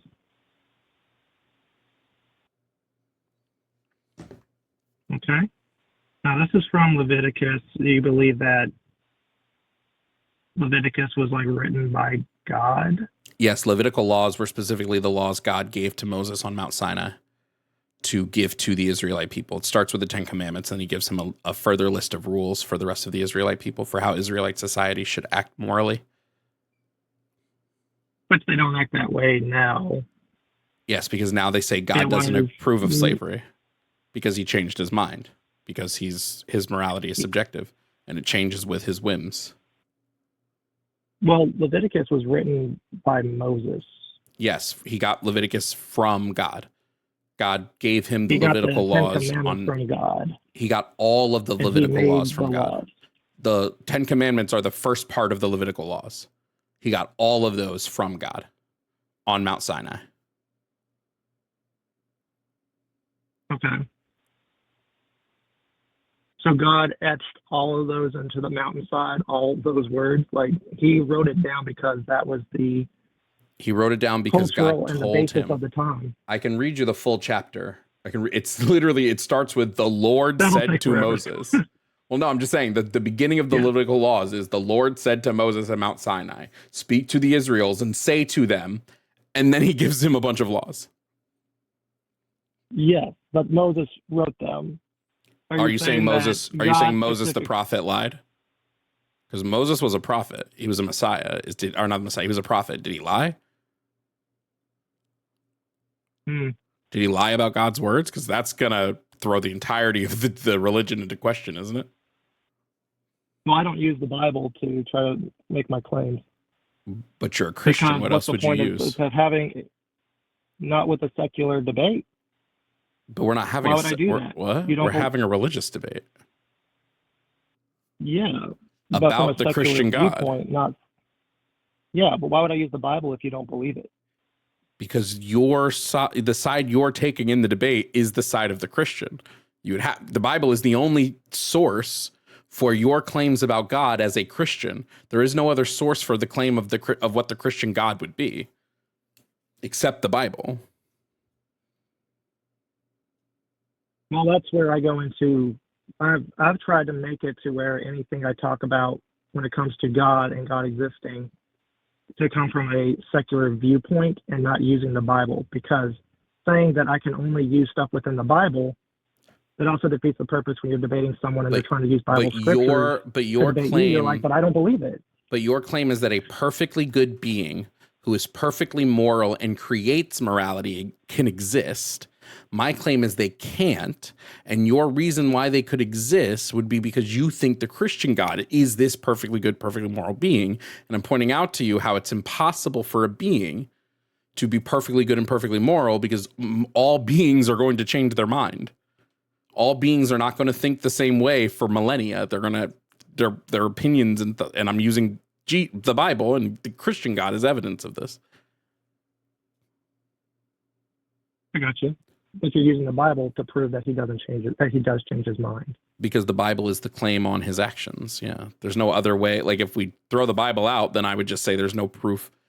We're not talking about the Christian God then. There's no proof the Christian God can exist. And then we're saying, well, okay, is there proof that a perfect being can exist morally? I'd say no, because there's no evidence that there's no proof that a being wouldn't change their mind at some point in history.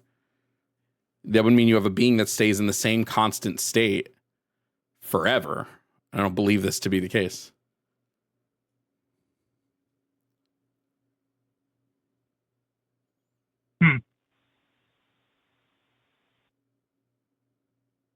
See, with Leviticus, he is talking like, you may do this, you may do that. When you're talking about back then, yeah, it's hundreds of thousands of people. That's not so many nowadays, but the world population was much less back then. And the culture back then, everybody had slaves. It was horrible. It's not right. I'm not condoning that. And Moses wrote the book of Leviticus. He says, hey, God told me this. God told me that. If everyone and all around you are doing these things, this is how we are to do that. Because there's also parts of Leviticus where he talks about masters need to treat their slaves good. And slaves need to obey their masters. No, only Israeli servants. They actually don't tell masters to treat their non-Israeli slaves good. But here's the problem with what you're saying. You're going, well, everybody had slaves at that time. Everybody also ate shellfish, but God still was able to say, don't do this. But with slavery, he was like, nah, it's cool. Just seems kind of weird that he drew the line. And this is only talking about this one thing. We can keep going. This is getting more into the Christian God being evil. But this proves that he's not this morally perfect being. We can also get into the fact that he told the Israelites to take women as sex slaves. We can get into him telling the Israelites to slaughter babies and slaughter fetuses in the womb and all these other things that he did. Yes, I know, like, slaughtering men, women, and children. He's talking to Samuel and Saul with the Amalekites and the animals, and he said they pretty much slaughter everything. Except the virgin women. The virgin women they could take for themselves. Except the virgin women? Yeah. The Amalekites? You're talking this in general in Leviticus. Let me see exactly which. Let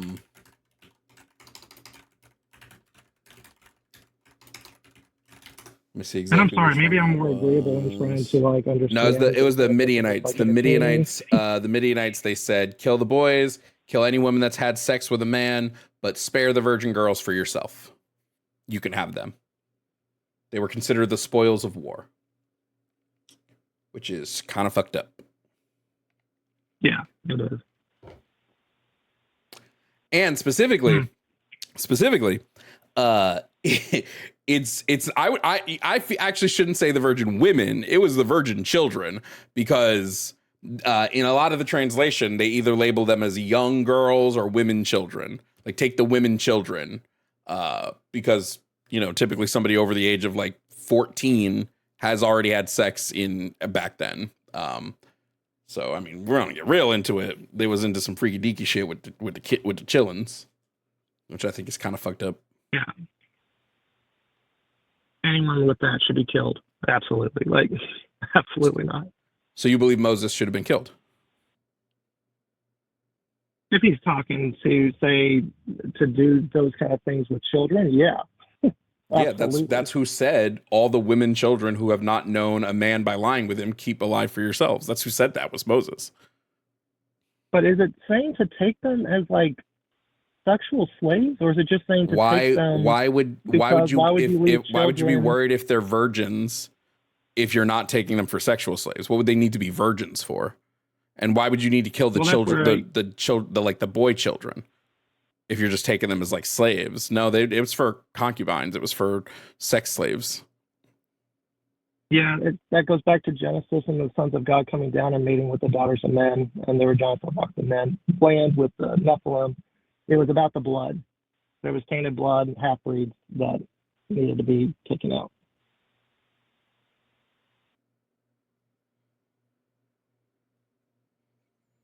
So yeah, I would say that this is not a good God, and therefore God can't be a morally perfect being.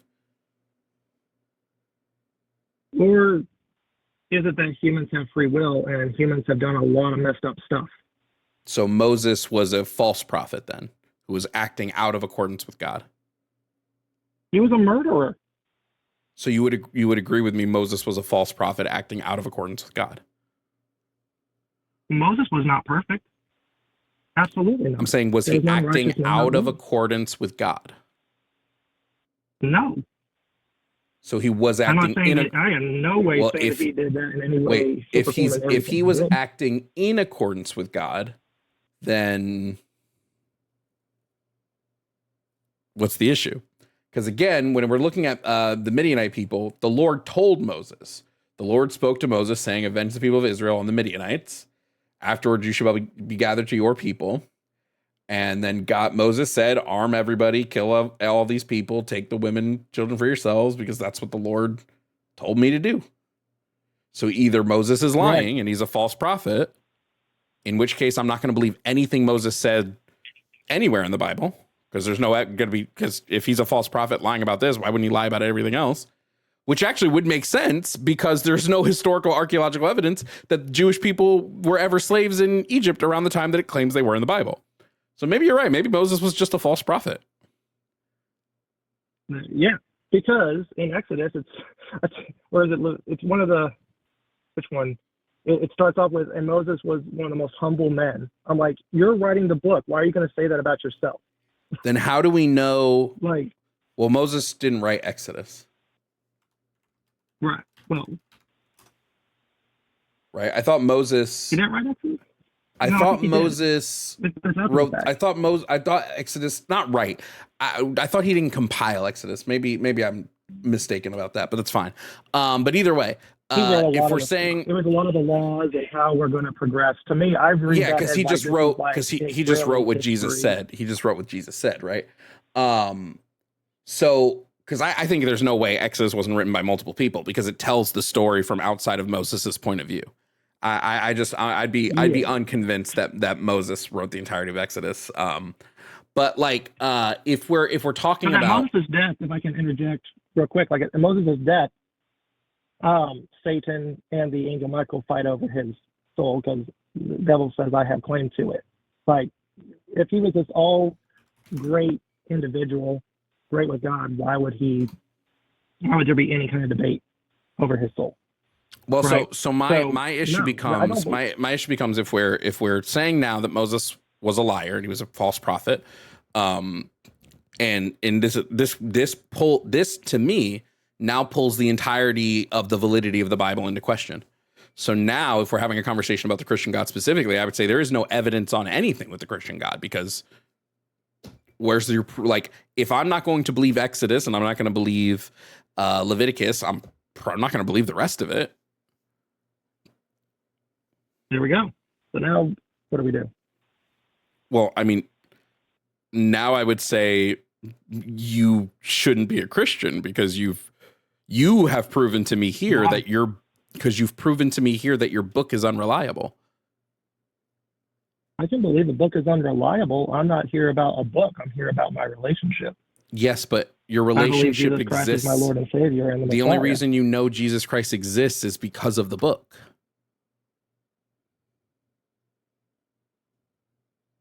Well, maybe I'm schizophrenic, but I talk to him. So it's about my relationship with him.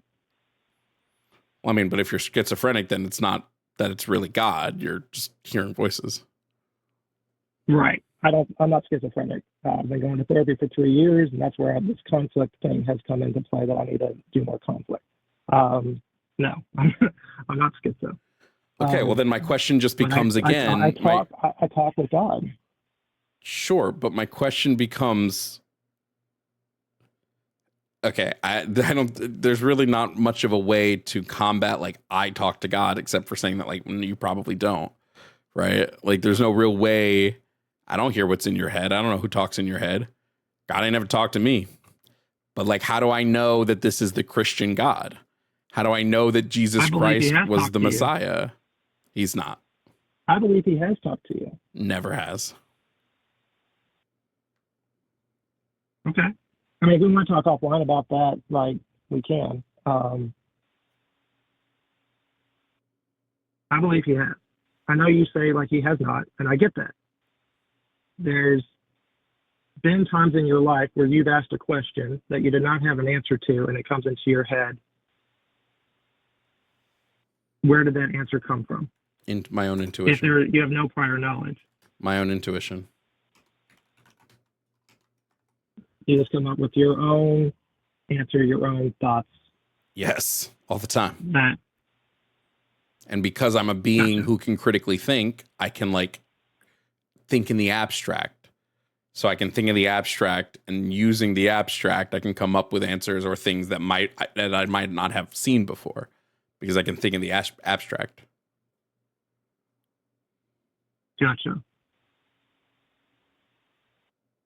So, with Moses and the Israelites, I believe that he wrote those laws, Moses wrote those laws, based on the culture and the civilization at that time. Yes, well, now my claim would be I don't believe the Christian God exists because you've proven to me that the Bible is an unreliable source, and therefore I'm not going to believe anything in the Bible. Okay.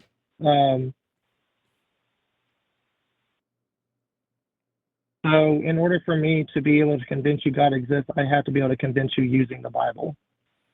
To prove the Christian God exists, yes. Yes, the only way to prove the Christian God exists is by using the text that says the Christian God exists. But then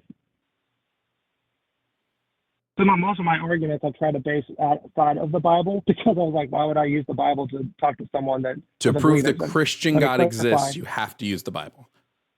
Just like if I were to prove that the God of Islam exists, I would use the Quran. Like I would use the text that claims that this being exists. If you're just saying I can prove a spiritual God and I can prove some sort of God exists in general, I mean, fine, but the claim I have on the board is that the Christian God is not real.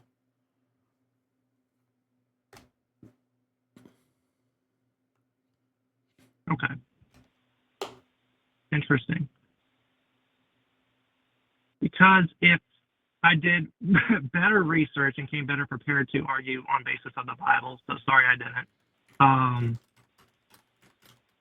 And if I had better arguments for that or knew about the different history and where that wording comes from and looking up the Aramaic and translating it and doing those things, and I had a better argument for you. I worked with someone that might have better arguments than what I did. I don't have good arguments whatsoever. And better arguments that the Christian God exists? I doubt it. Yeah, using the Bible.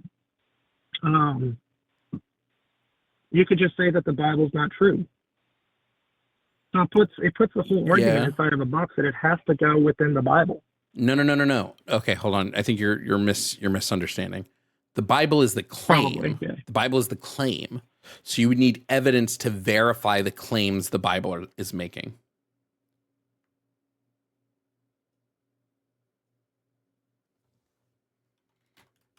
Okay. I mean, I believe that Jesus Christ walked among us, died on the cross for our sins, and that if we follow him, we get to be with God. Yeah, but what's your evidence? Hellfire and what is your evidence to support the truth of this? Written accounts. From who? But there was other things than just the Bible of other people that writes about a Nazarene who was crucified and the people followed him. And that Wait, I don't disagree. I don't disagree that I don't disagree with you that a person named Jesus existed. I'm fine conceding that point. I would disagree in the mysticism of Jesus, though. So you'd have that he didn't raise from the dead. Yeah, I don't think Jesus rose from the dead. I don't believe he performed miracles. I don't believe he turned water into wine. I don't believe he walked on water. I don't believe he healed lepers. I don't believe any of that. But I do believe that a person named Jesus probably existed. Okay. So I believe that he did raise from the dead. And like you're saying, how can I prove that unless I was there myself to see him? I mean, I would say you can't, which would put me in a question like why you would believe it. True. I mean, was George Washington president of the United States? That's a horrible argument, probably. But yeah, I mean, that he was the president. I can prove that George Washington was a person that existed, just like I can prove Jesus was a person that existed. I cannot prove Jesus rose from the dead, just like I wouldn't try to prove that George Washington rose from the dead. You know. Even if there was a claim that 500 people saw George Washington on a mountaintop, I would be like, did they see George Washington though? Like, what's the evidence? Like, you're just like, it's just a claim a bunch of people are making. A bunch of people saw Chris Angel float outside of Las Vegas, right? Doesn't mean that he actually, it doesn't mean he actually did those things. True. Like, he definitely did it. Like, definitely trickery for sure. Okay. So, I know this is a common argument. I don't have a good rebuttal for it, so I'm very interested in what the rebuttal is about his disciples being killed in very horrible ways with them claiming that he did rise from the dead. Yes, people can get very fanatical and believe a certain mindset and die for things that they do believe in. But like John was crucified upside down, which is even worse. Almost every one of the disciples was killed and executed in a horrible way. And I think one of the arguments that was made, and I'm like, I don't think this is a very strong argument. I'm curious as the rebuttal to it. I mean, personally, I don't think if the disciples recanted that they wouldn't still have been killed, right? Yeah, but their suffering would have ended. They were purposely killed in such a way to where they would recant. Well, crucifixion was just a common way of killing people that the Roman state viewed as like state enemies. It was just pretty common way. Jesus. It was not the the Romans also the Romans also killed Peter. I'm pretty sure the Romans killed Andrew. I'm pretty sure the Romans killed almost every one of the apostles, didn't they?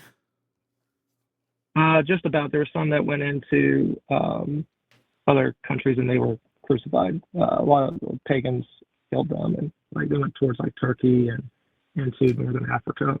Yeah, so at least all the ones killed by the Romans, like, it makes total sense that they were crucified. I forget who it was. I think some were boiled alive. There was Peter was crucified upside down, but he asked to be crucified upside down. He told them to crucify me upside down. Please don't.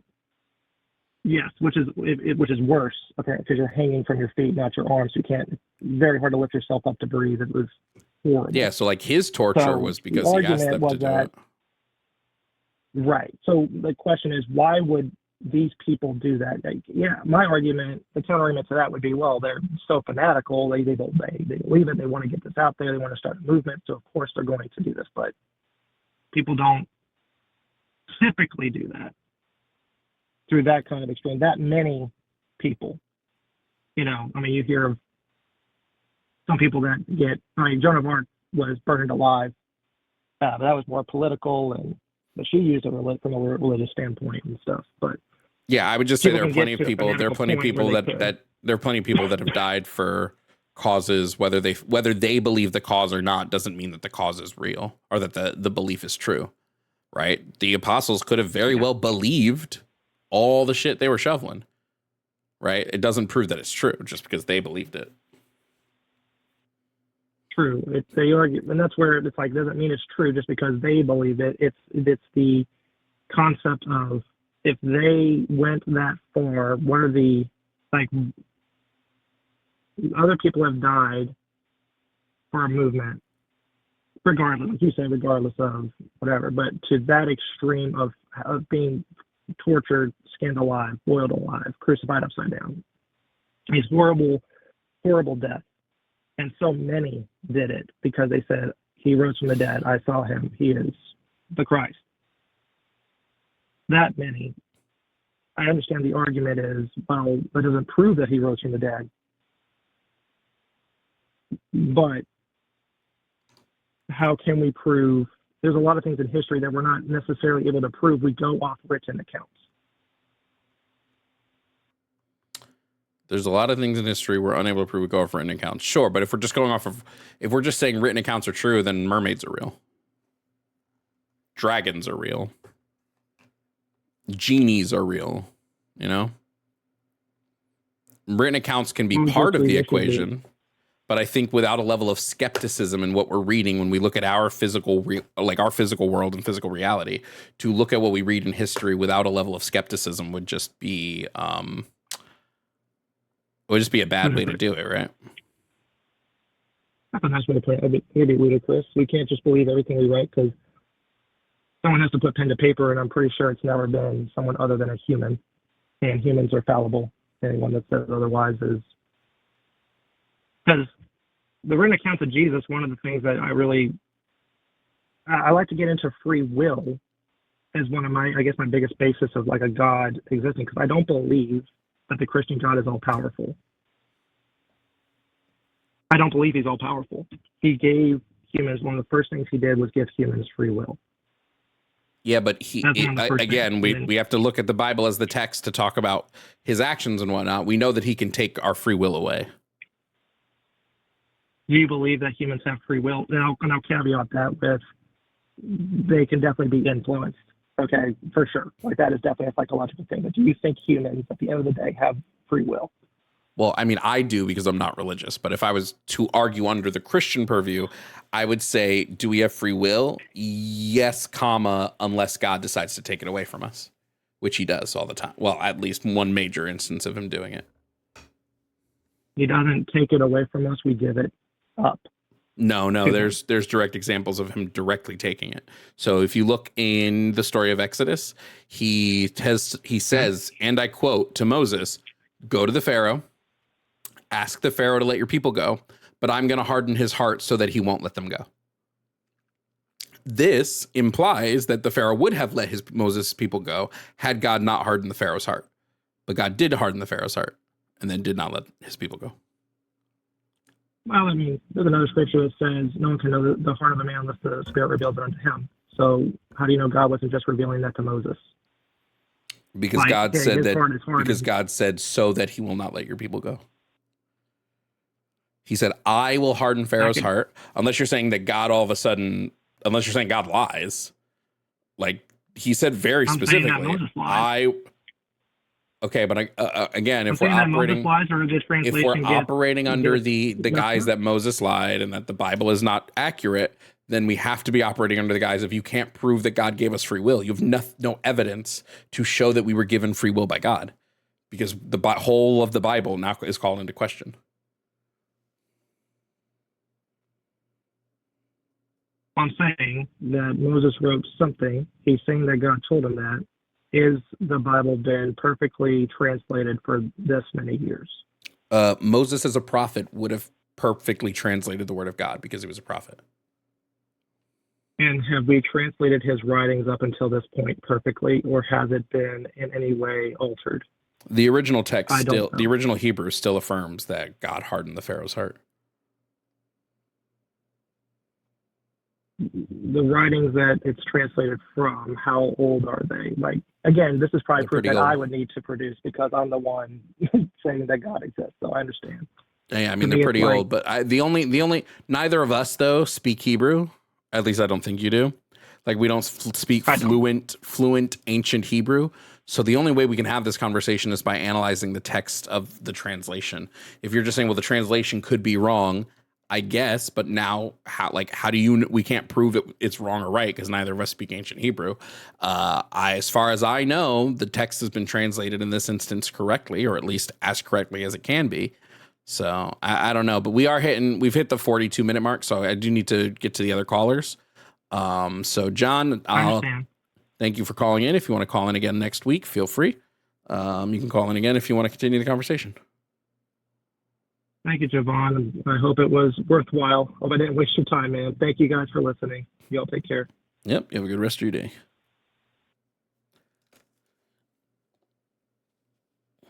That was a religious call. A religious call.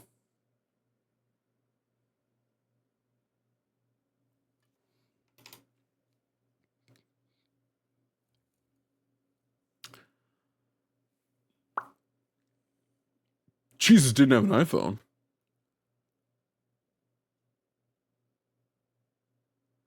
Bro, we have another person in the chat talking about the 500 witness bullshit. Name one of the 500 people. Do it, I dare you.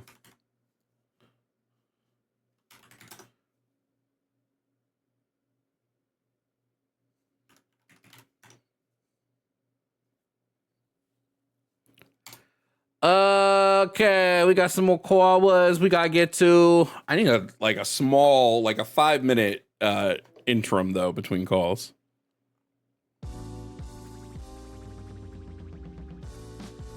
His name was Greg.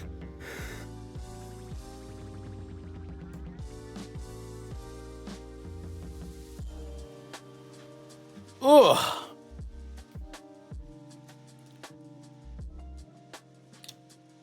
How's everybody doing? How are we enjoying debates today?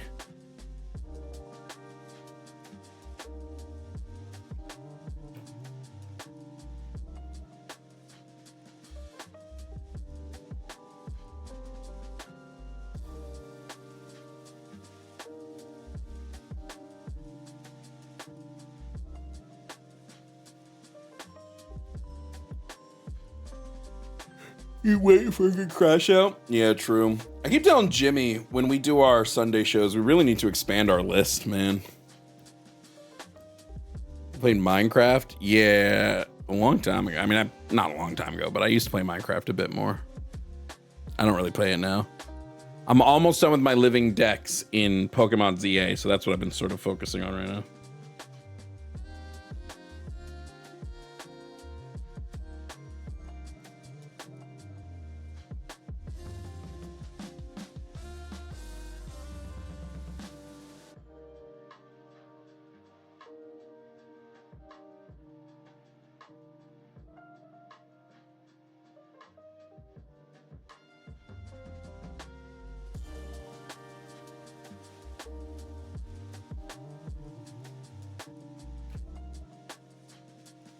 Play hardcore? No. Love to hear your free will argument. Find it interesting that you hold that position. Which one? That, I mean, sometimes I like Alex O'Connor's argument around like, would we even have free will outside of God because we're creatures of biological instincts and intuitions, but I'm not sure I prescribe to it vastly. What is free will? Like the ability to make decisions. Like, I think without a God existing, I don't necessarily know that free will exists, you know? Like just the concept. I don't know what the concept would be without it. I just feel like free will is something that you need in relation with another being.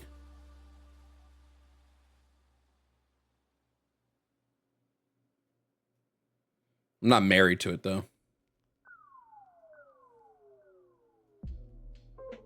I played Detroit Become Human. I think it's a very, I think it missed the mark.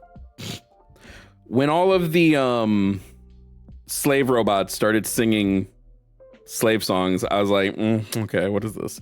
Also, can you really picture a world in which they create slave robots?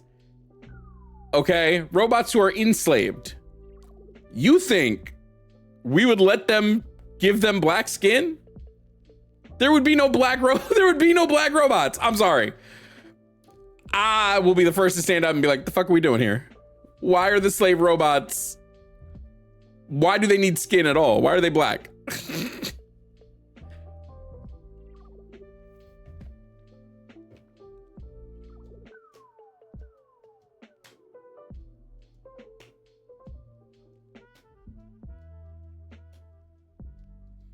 Like, they would need skin colors. And by the way, let's just be for real. America, we saw it with the clanker shit. America would instantly be racist to the slave robots. Bro, it would take them no time. We will get to the remaining callers. I'm just taking a small little break. I want an Oreo. Do I have any Oreos? Wait, I'll be right back. I want to see if I have any Oreos.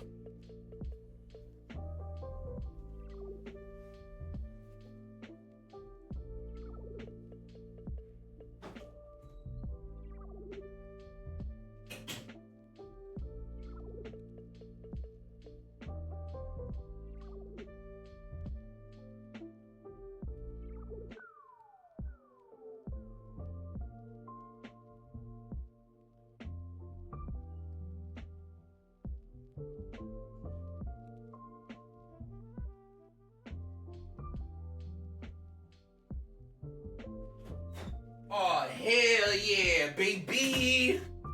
I did have Oreos, baby.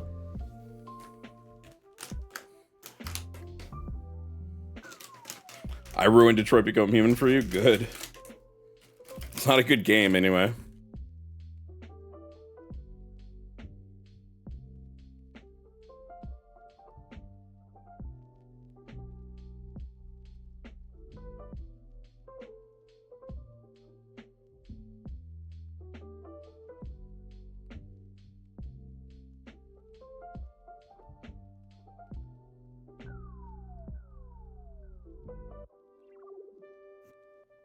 I like golden Oreos. They're my favorite.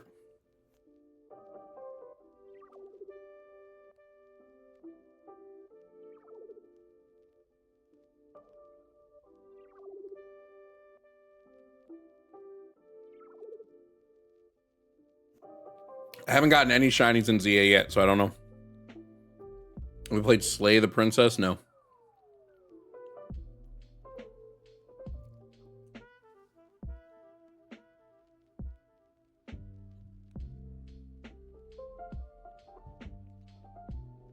Have you watched Pluribus? No.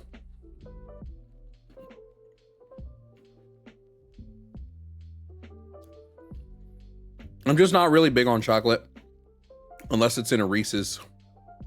In which case I'm going ham.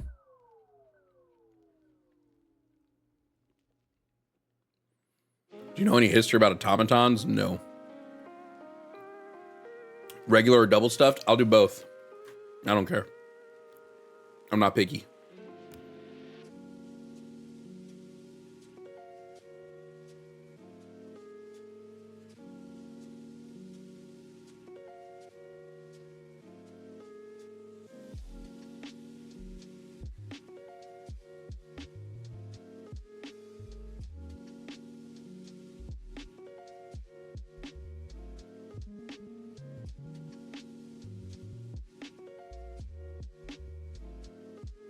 Okay, one more Oreo and then we'll take the next call.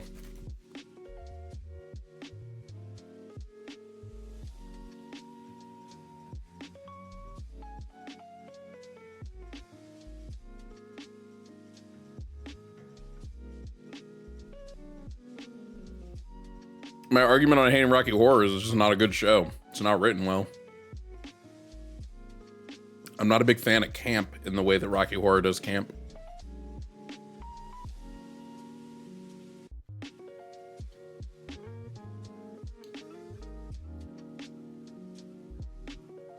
I've not played any of the Dark Picture games all the way through. I get bored.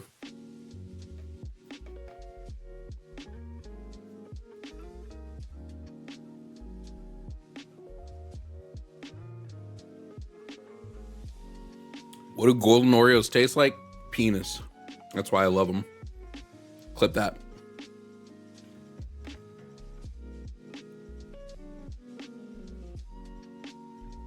What's an example of camp I like? Little Shop of Horrors. That's good camp.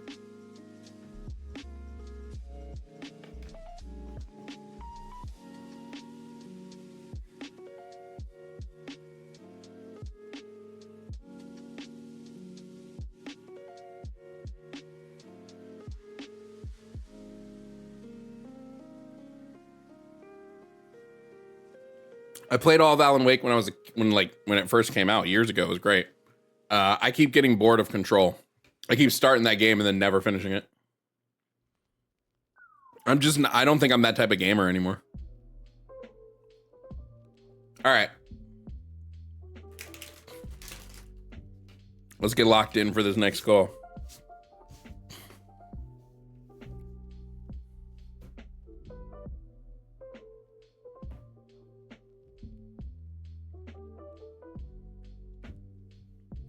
I'm unfamiliar with your game.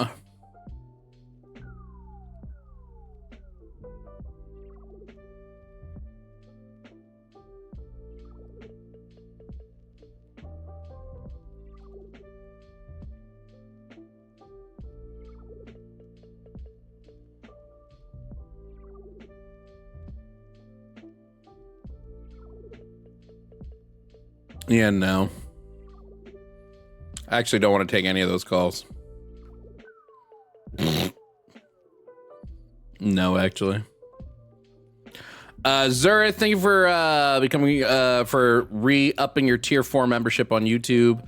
Fuzzy Logic, thank you for re-upping your tier 2 membership on YouTube. Over on Twitch, shout out to was I? Legendary Broly for the bits. Nikita Randall, thank you for subscribing for your subscribing for 2 months at tier 1.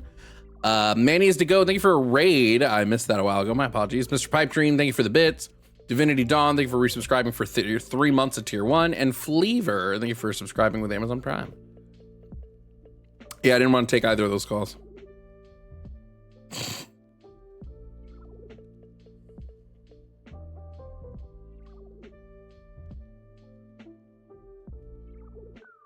Some people I'm just like, I don't feel like having this conversation.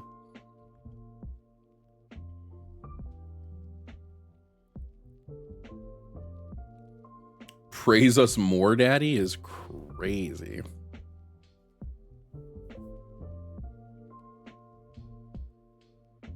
Ozdawalosi, thank you so much for resubscribing with your Amazon Prime for 3 months. Birthday Jovan? What about birthday Jovan?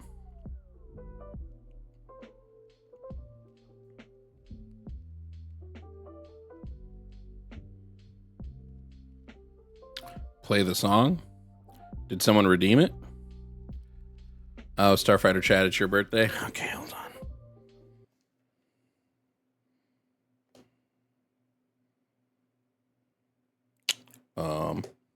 You could be a birthday baddie too. A very happy baddie birthday to you.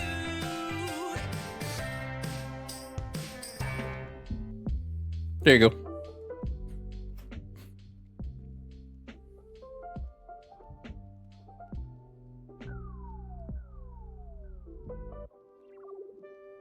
Transphobes are so obsessed with us. Well, one of the people in there is super bad faith, and I've talked to them before. I don't feel like talking to them again. The other just gave a take I don't really care about talking about. I need to be more on the mindset of like not going into debates that I just don't care about.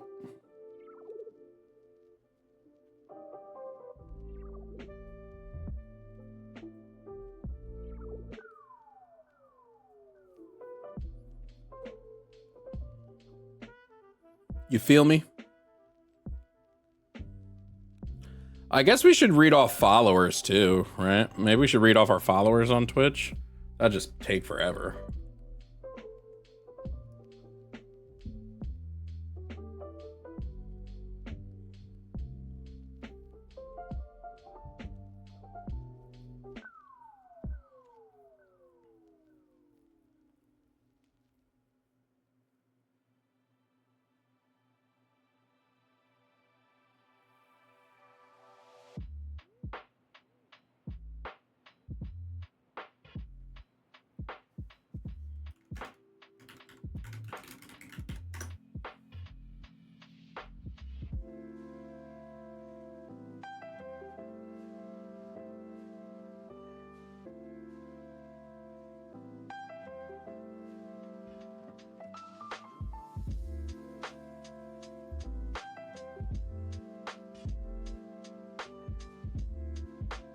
We chilling, fam.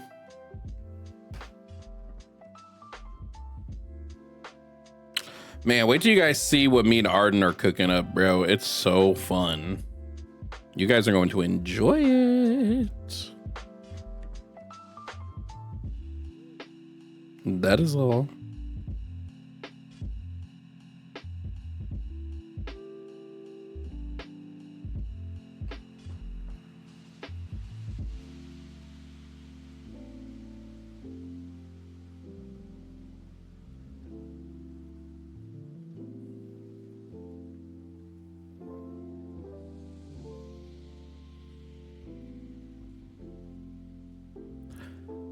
No, I usually only listen to lo-fi when I'm like streaming, and I have a specific playlist that is filled with music that I have the right to play, so I don't get jammed. By the way, if anybody else wants to call in, the call lines are open, or we could start winding down. I haven't played a good horror game in a while. Y'all know I love me a scary game. Are there any good horror games that came out recently?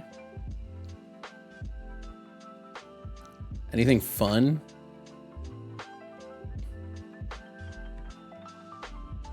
I know Phasmo has a giant update.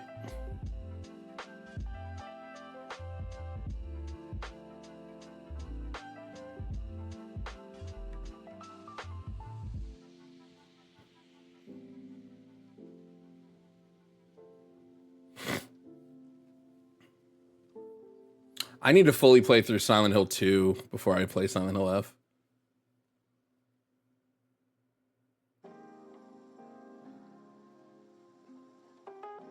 I played Still Wakes the Deep. I played Pacific Drive. The Hellmark demo? No. Free demo of Subliminal came out. Is Subliminal just a walking simulator, though? If it's just a walking simulator, I'd rather not. I'd rather just skip it.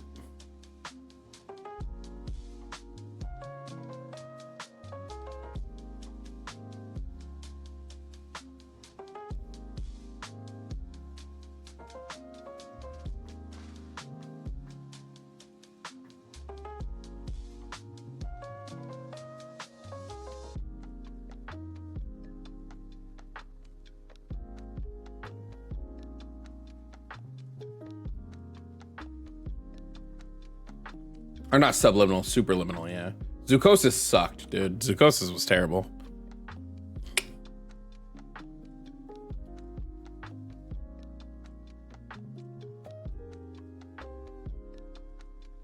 Okay, let me tell you guys why I send me multiplayer games, but I can't play them on my thing, but they will get played by me and another person. And that person is Arden in the thing that we're doing. We're making a gaming channel.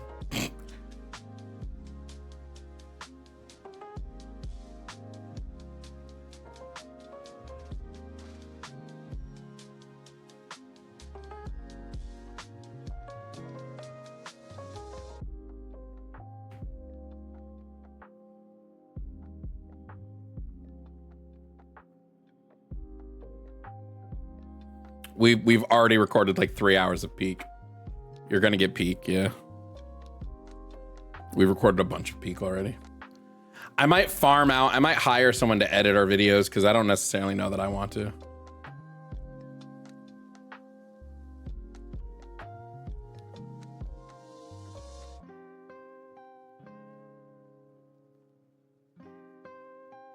No, I'm being for real. Me and Arden are starting a gaming channel.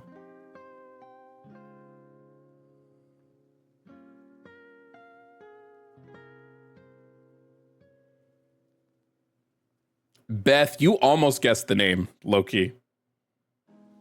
That's funny.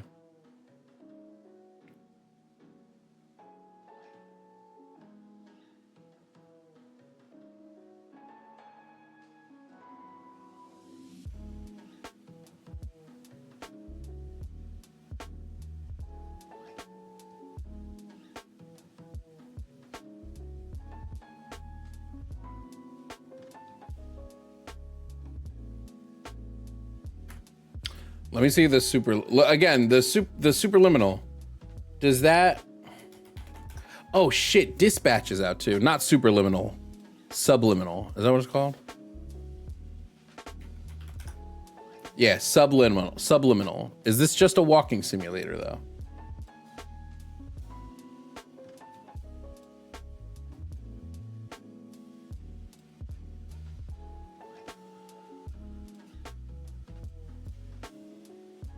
Fuck it, let's download it.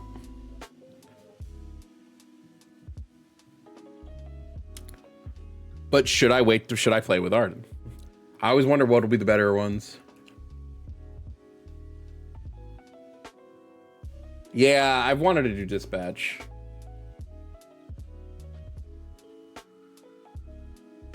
Why do reactionary stuff again? So the reactionary stuff is kind of folding into the dump a little bit, but yes, I will. It's just coming up with what I'm going to talk about on stream is a bit of a pain in the ass.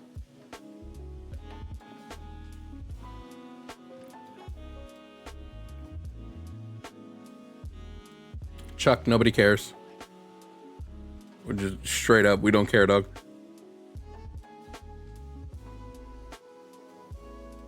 I could do that. I could play the subliminal demo if we actually think it's pretty good. This shit looks like it's gonna cause my computer to fucking fry, though. I have a strong computer. It's just fucking runs too much. This shit looks like it's gonna make my computer blow the fuck up.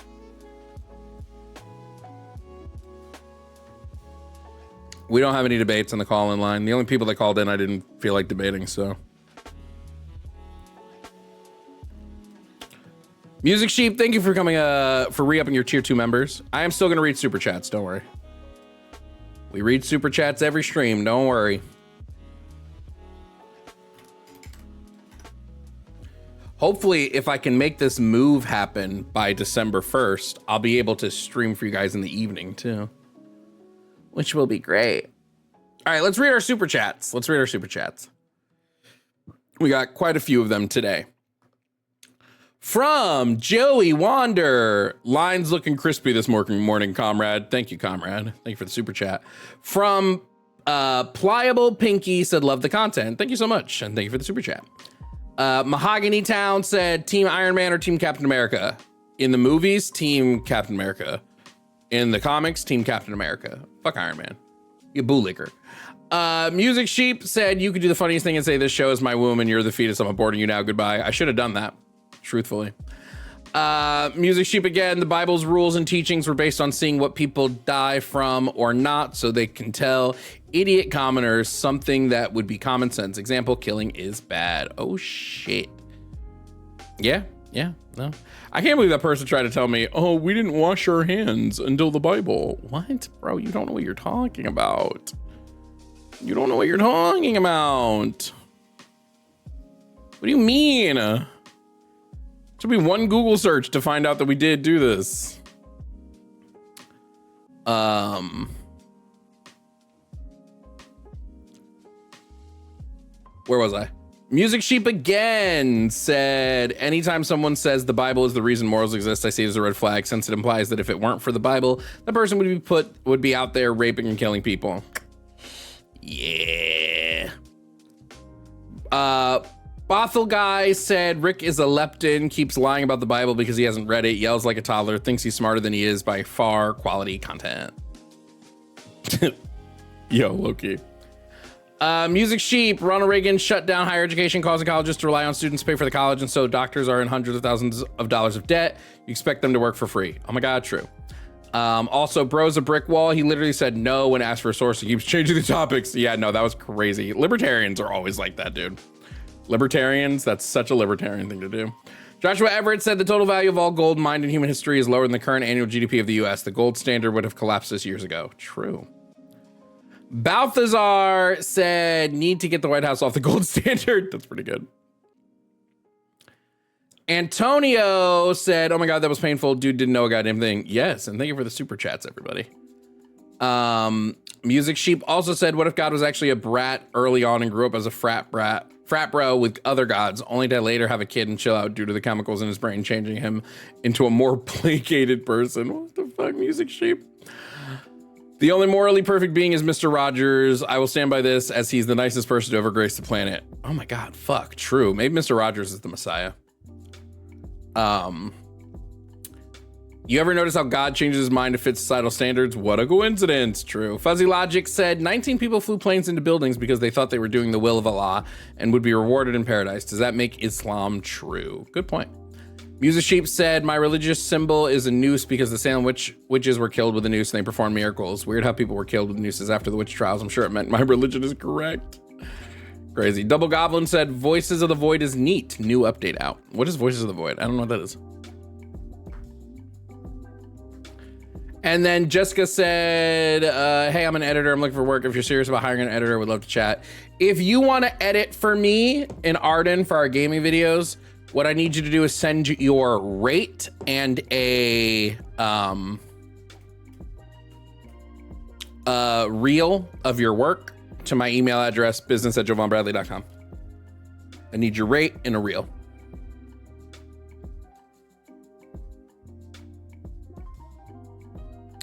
Okay, that's it for us over on the YouTube page. If you want to continue with stream, come on over to Twitch. We'll have another like hour or so of the Twitch chat. But that's it for us over on YouTube. Thank you for being here. Thank you for watching. Catch you later. Have a good one. Bye, YouTube.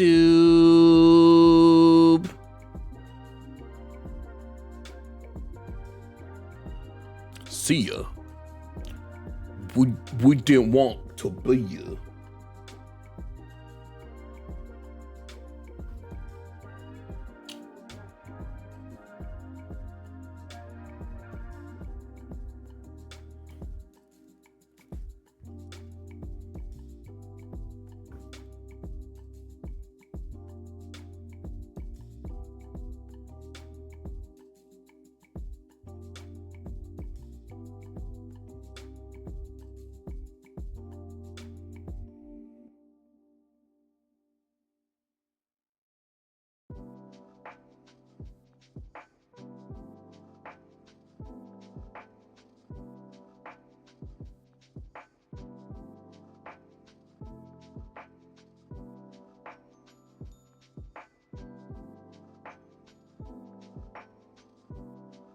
Okay, let's get this game loaded up.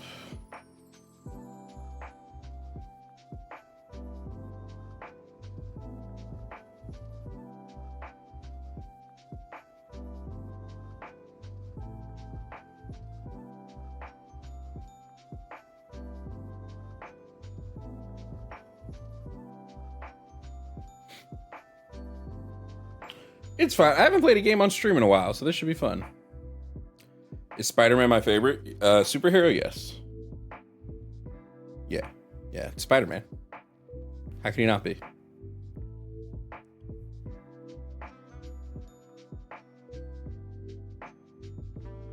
Should I put vMix over on this screen when I debate? That would cause me to look more this way during the debates.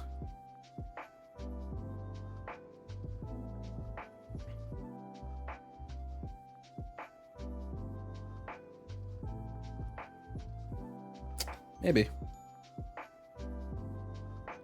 Oh my God, is my mouse doing that fucking thing again? What was the point of getting this fucking mouse, dude? It's always gonna have issues.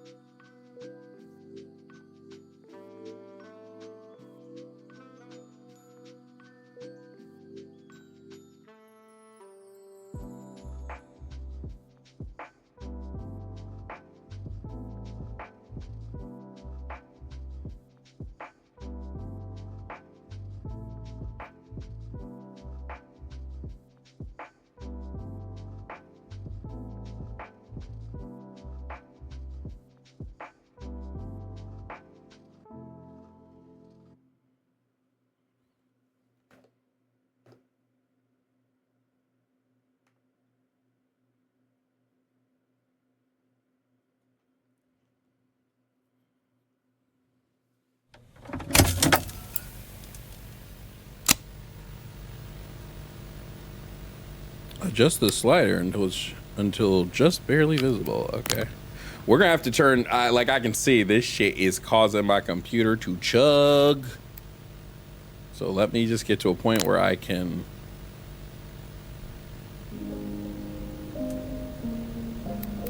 adjust some settings.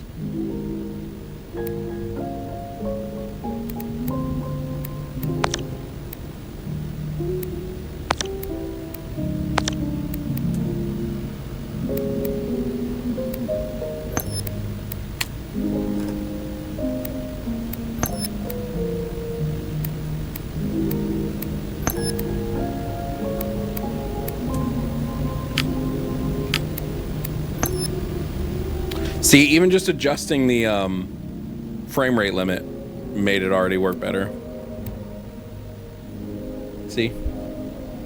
Instantly, it's working a little better.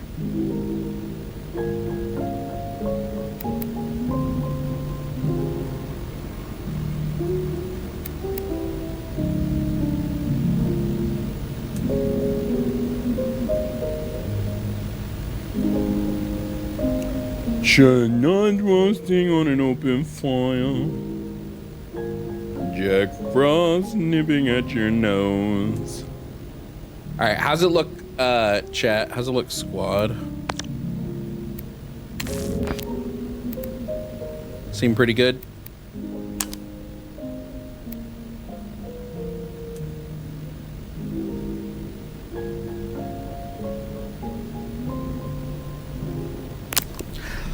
Let's give it a try. We're playing Subliminal, the demo, to see if it's any good, any scary. Can you guys hear the game on your end? Yeah, you can. You can hear the game on your end. Oh shit. Oh shit. Oh shit. Hello. Huh?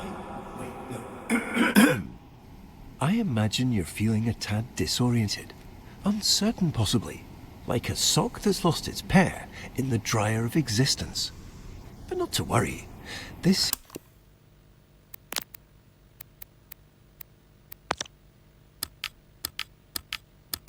I hate camera shake, bro. I hate it so much. I hate camera shake. It's perfectly normal. To start, your name is Caleb. And this vast void of nothingness that we're currently floating in is your mind. It's not always empty, of course. We're just doing a bit of maintenance at the moment. And actually, that's precisely why you're here. What? I see you've centered your attention on our child. Okay, hold on. There's still some settings I need to adjust here.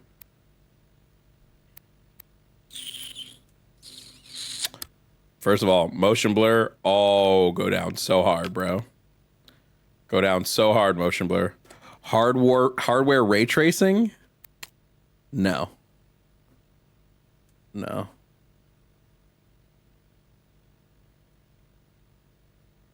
Oh, wait, it's gonna ray trace either way? Okay, well then yes, on. And then let's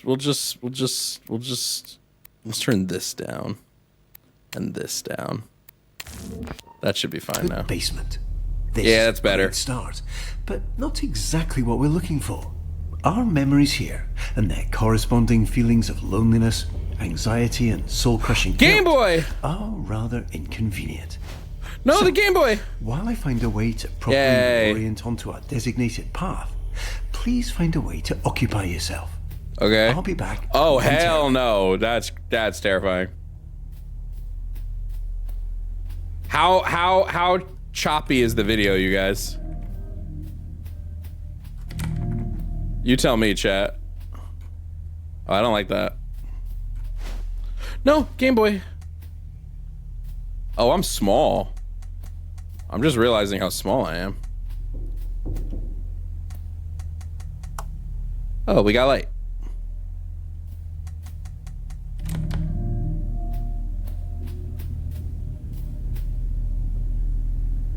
It's choppy. Okay, hold on. We can figure this out. Let's just turn that motherfucking...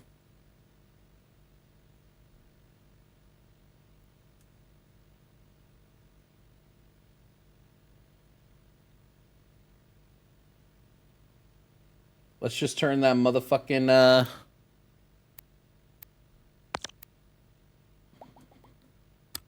Let's turn the resolution to 50. What is anti-aliasing? The percentage of your screen resolution that gets fed to the upscaler. Let's just say none. What if we don't do any anti-aliasing? Now how does it look, chat? How's it look now, squad? Oh, there's a door in here. Can't open that one either. I'm keeping this Game Boy with me. No! What game is in it? I don't want to put it down in case I can't pick it back up.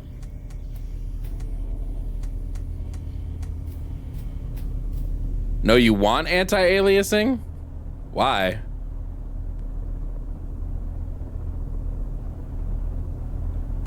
I'm turning this goddamn motion blur off. What the fuck is it?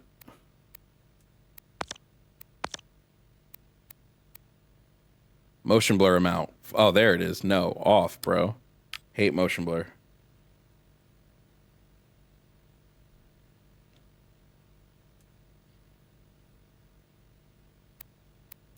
Somebody tell me what anti-aliasing... Oh, it makes... It turned back on. Oh, I didn't apply any of the shit that I put in. That's why nothing changed. Everything I've done didn't get applied. Okay, let's see now. That feels so much better. How's it feel for you guys? That feels better. It feels much better.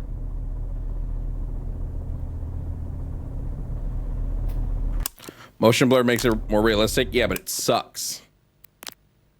It's god-awful. Let's just see what happens if I turn off anti-aliasing. Oh, I see. Oh, I see. Yeah, no, ew. Okay. Yeah, okay. Yeah. I see. So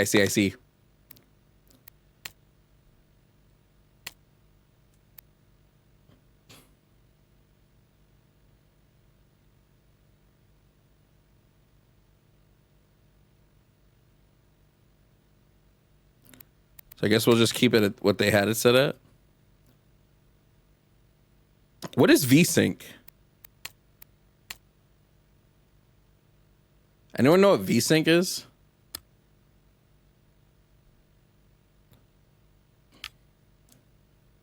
TAA is usually enough. Okay, fuck it.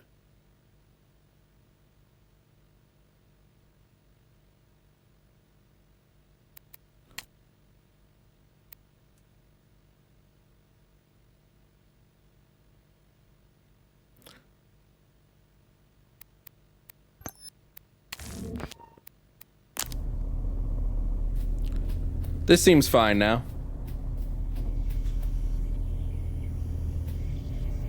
I mean, here's the thing. On my end, it looks great. I'm just trying to make it so it looks good for you guys on stream. On my end, ah! Wait, can I pick? Oh. Okay, I want this instead.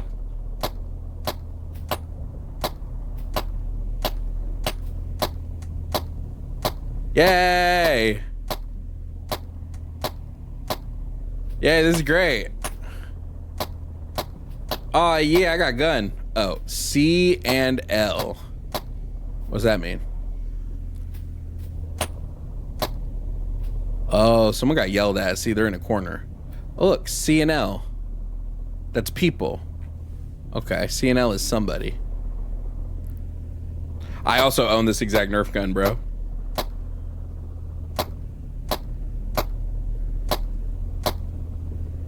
Oh, so I want V-Sync on. Oh. Okay. Thanks for telling me. I've never known what it is. Are the eyes on this? Oh, they sure fucking are. Oh, they change whenever I'm not looking, whenever it's not looking at me. Oh shit.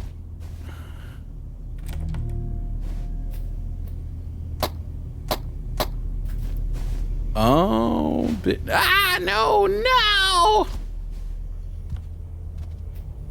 Can I pick this up? Oh, I can. But I can't use it. Okay, then give me back the Nerf gun. What the fuck am I doing? I just want to be happy. Oh, no. Are you not happy? Are you not happy, little boy? Oh my God, is that a Wii? Wii.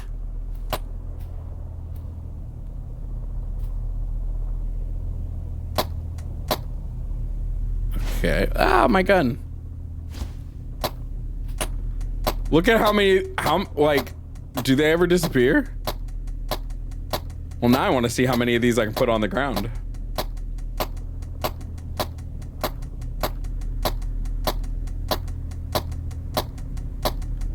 I don't see any disappearing, do you guys?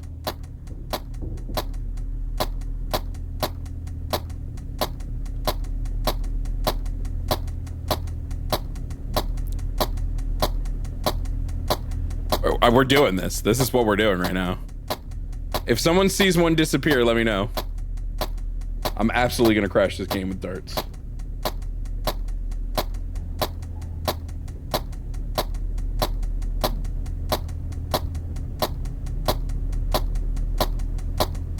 Dude, look how many darts! That's fucking crazy. That is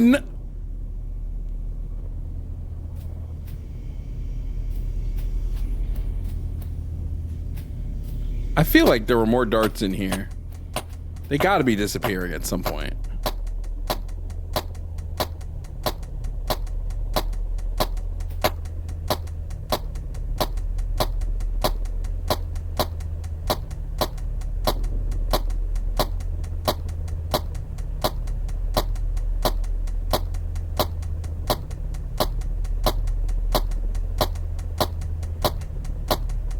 Holy shit. Okay.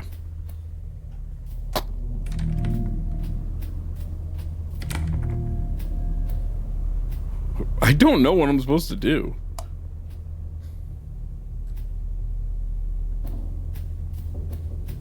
I'm kind of scared.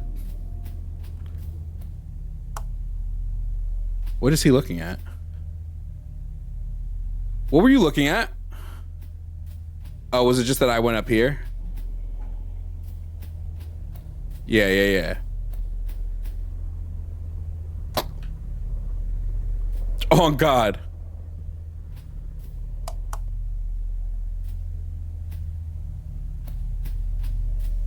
Anybody got any clue what they think I should be doing right now?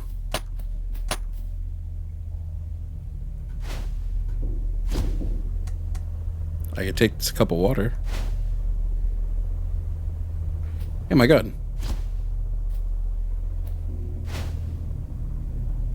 My gun.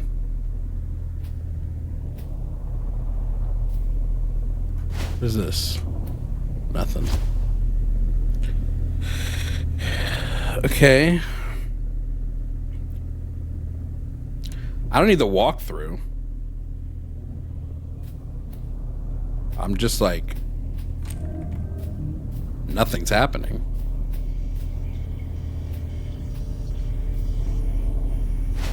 Oh.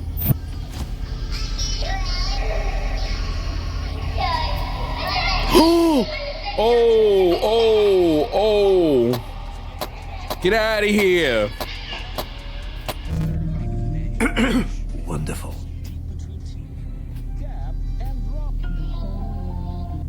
Wait, are these real commercials?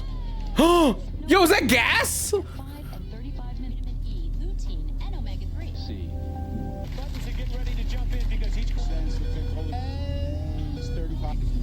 The clock has changed? Nah, he's still good. Yo, these are real. Oh shit. No worries.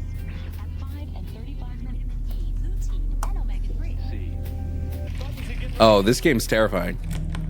Oh, this is low-key real terrifying.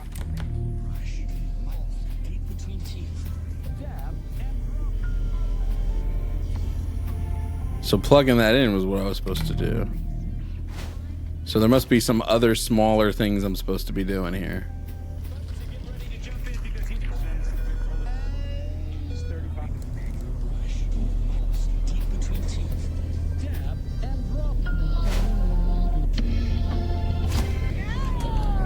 No worries. At 5 and 35 minutes E, lutein and omega-3. Buttons are getting ready to jump in because each says 35 manual brush. Mouse deep between teeth. See, that's the smiley face. C and L. That's you. Oh. Okay, use left and right mouse to select. Okay.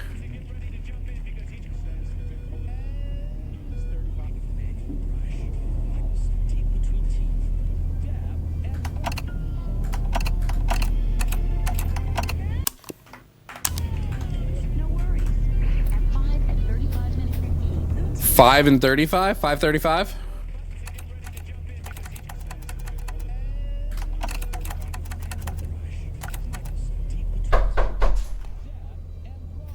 I'm sure it's nothing. Here. It seems we unfortunately don't have as much time as I'd hoped. We'll need to pop over to a different, happier memory rather soon. I imagine you're feeling a bit unsettled. But please don't worry. These knocks are just little intrusive thoughts. They're not real in any capacity, only little flickers of our imagination. And it looks like we're going to play a little precautionary game. Quite a simple one, really. Just listen to the doors on either side of this room, and if one starts to creep open, hurry over and close it. Just a little game of focus. You've got this. No. No. No. No. No. Oh my god. Oh my god. Oh! Oh, I don't like this game. I don't like this game. Oh my god, I don't like this game. Oh, no. No. No. On God. Absolutely not.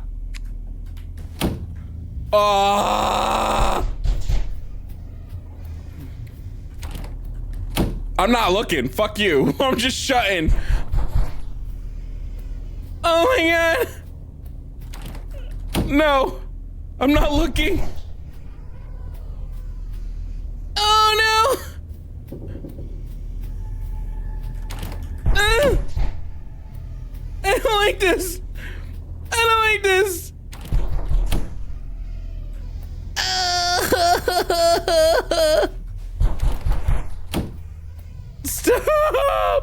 When does it end? When does it end? When does it stop? Oh my god, this is terrible. This is terrible. This is terrible. This is the worst thing I've ever done. This is so terrible. Oh, I hate this. I need to make Arden play this. Oh my god, this is terrible. Oh fuck. Wonderfully done, Caleb. Okay. Unfortunately, okay. It appears this memory is still exhibiting signs of unpleasantness, discomfort, and existential dread. So, rather than dealing with all this mess now, why don't we take a stroll around and try to focus on something else? No. No, my gun! My gun! No, no, no, no, no. No. Okay. Okay. Okay. Please follow the illuminated arrows to our alternate destination. I don't want to. I don't like this. I don't like this. Oh no. Oh, is there blood? Is that blood? Oh. Oh. Oh. Oh. Ah, what a lovely painting.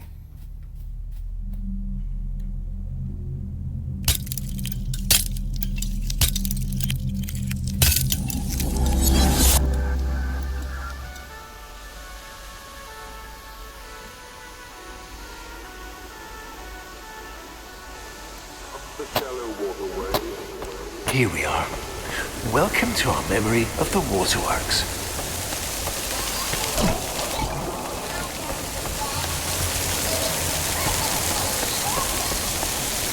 Whoa.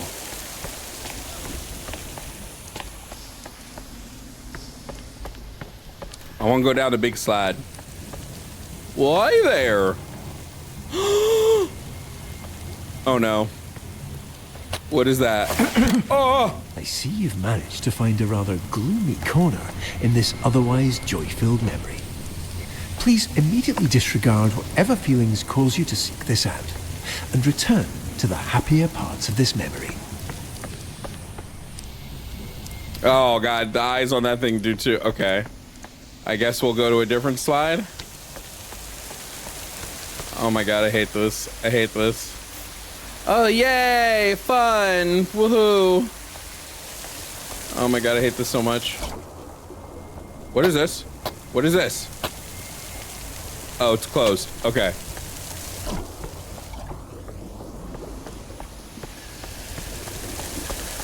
I don't like this game.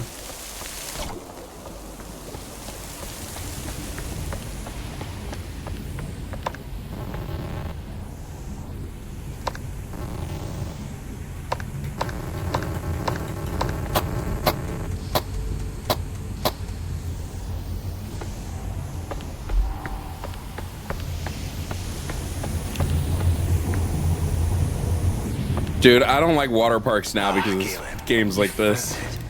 This is our memory meter. It tracks all those perfect little pockets of joy we experience and stores them for us. The more we explore, the more we focus on all that joy, the more this meter will fill. When the meter's full, well, that means we've successfully re-experienced all the joy that memory has to offer. And we can move on. No need to rush. Just keep your eyes open. Okay. This joy has always been here. We're simply remembering how to see it. No.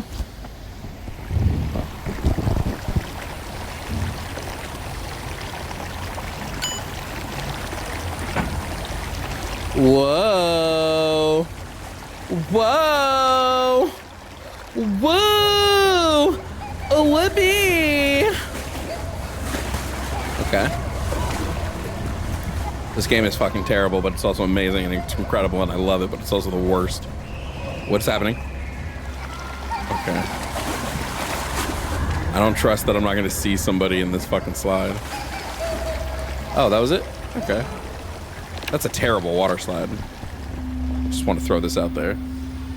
Wonderful. We've got our first few ticks on our memory meter. Oh, nice. So I just have to do fun things. Okay. That's easy. That's easy enough. I am a fun guy at least, so not a problem. Not a problem.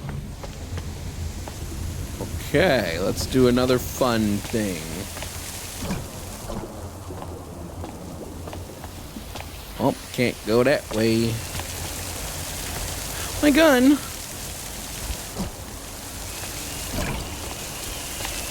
I want to be in a lazy river.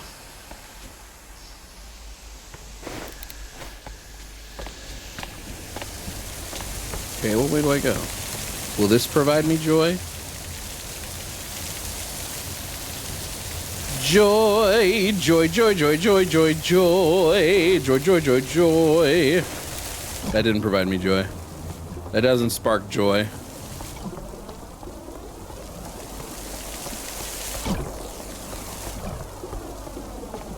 I'm swimming. Why am I not sparking joy? Erase? Erase what? Whoa. What'd that do?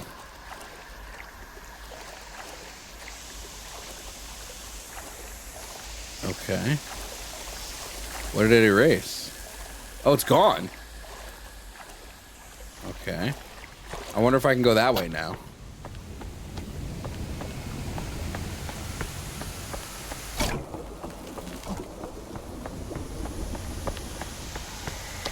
That one looks like eyes too. It's not, but it looks like eyes. Okay. Saying I can go this way now. Because I erased a memory, maybe? I like how this is invisible wall. And these just bounce off. No, they don't. Well, kind of do. Guess it depends on where I shoot them.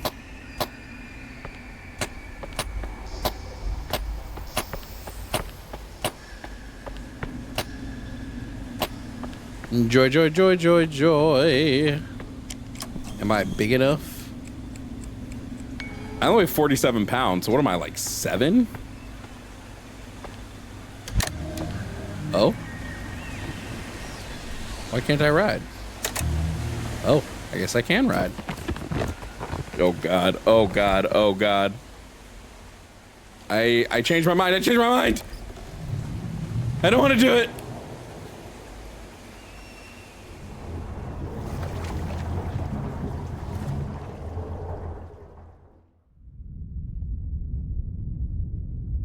Oh, was that it?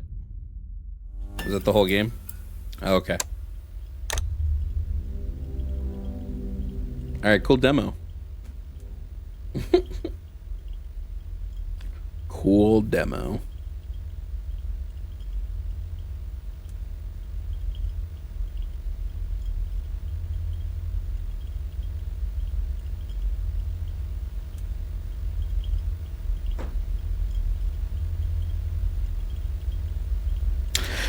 Okay, well, that was stream today. Thank you guys for watching. Yeah. Thanks for watching, I guess. Thanks for being here. Thanks for hanging out with me. That was cute. That was a cute little game. I guess we will be back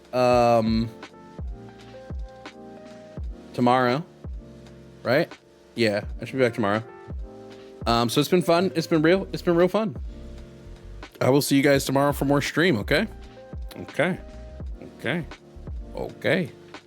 TTFN.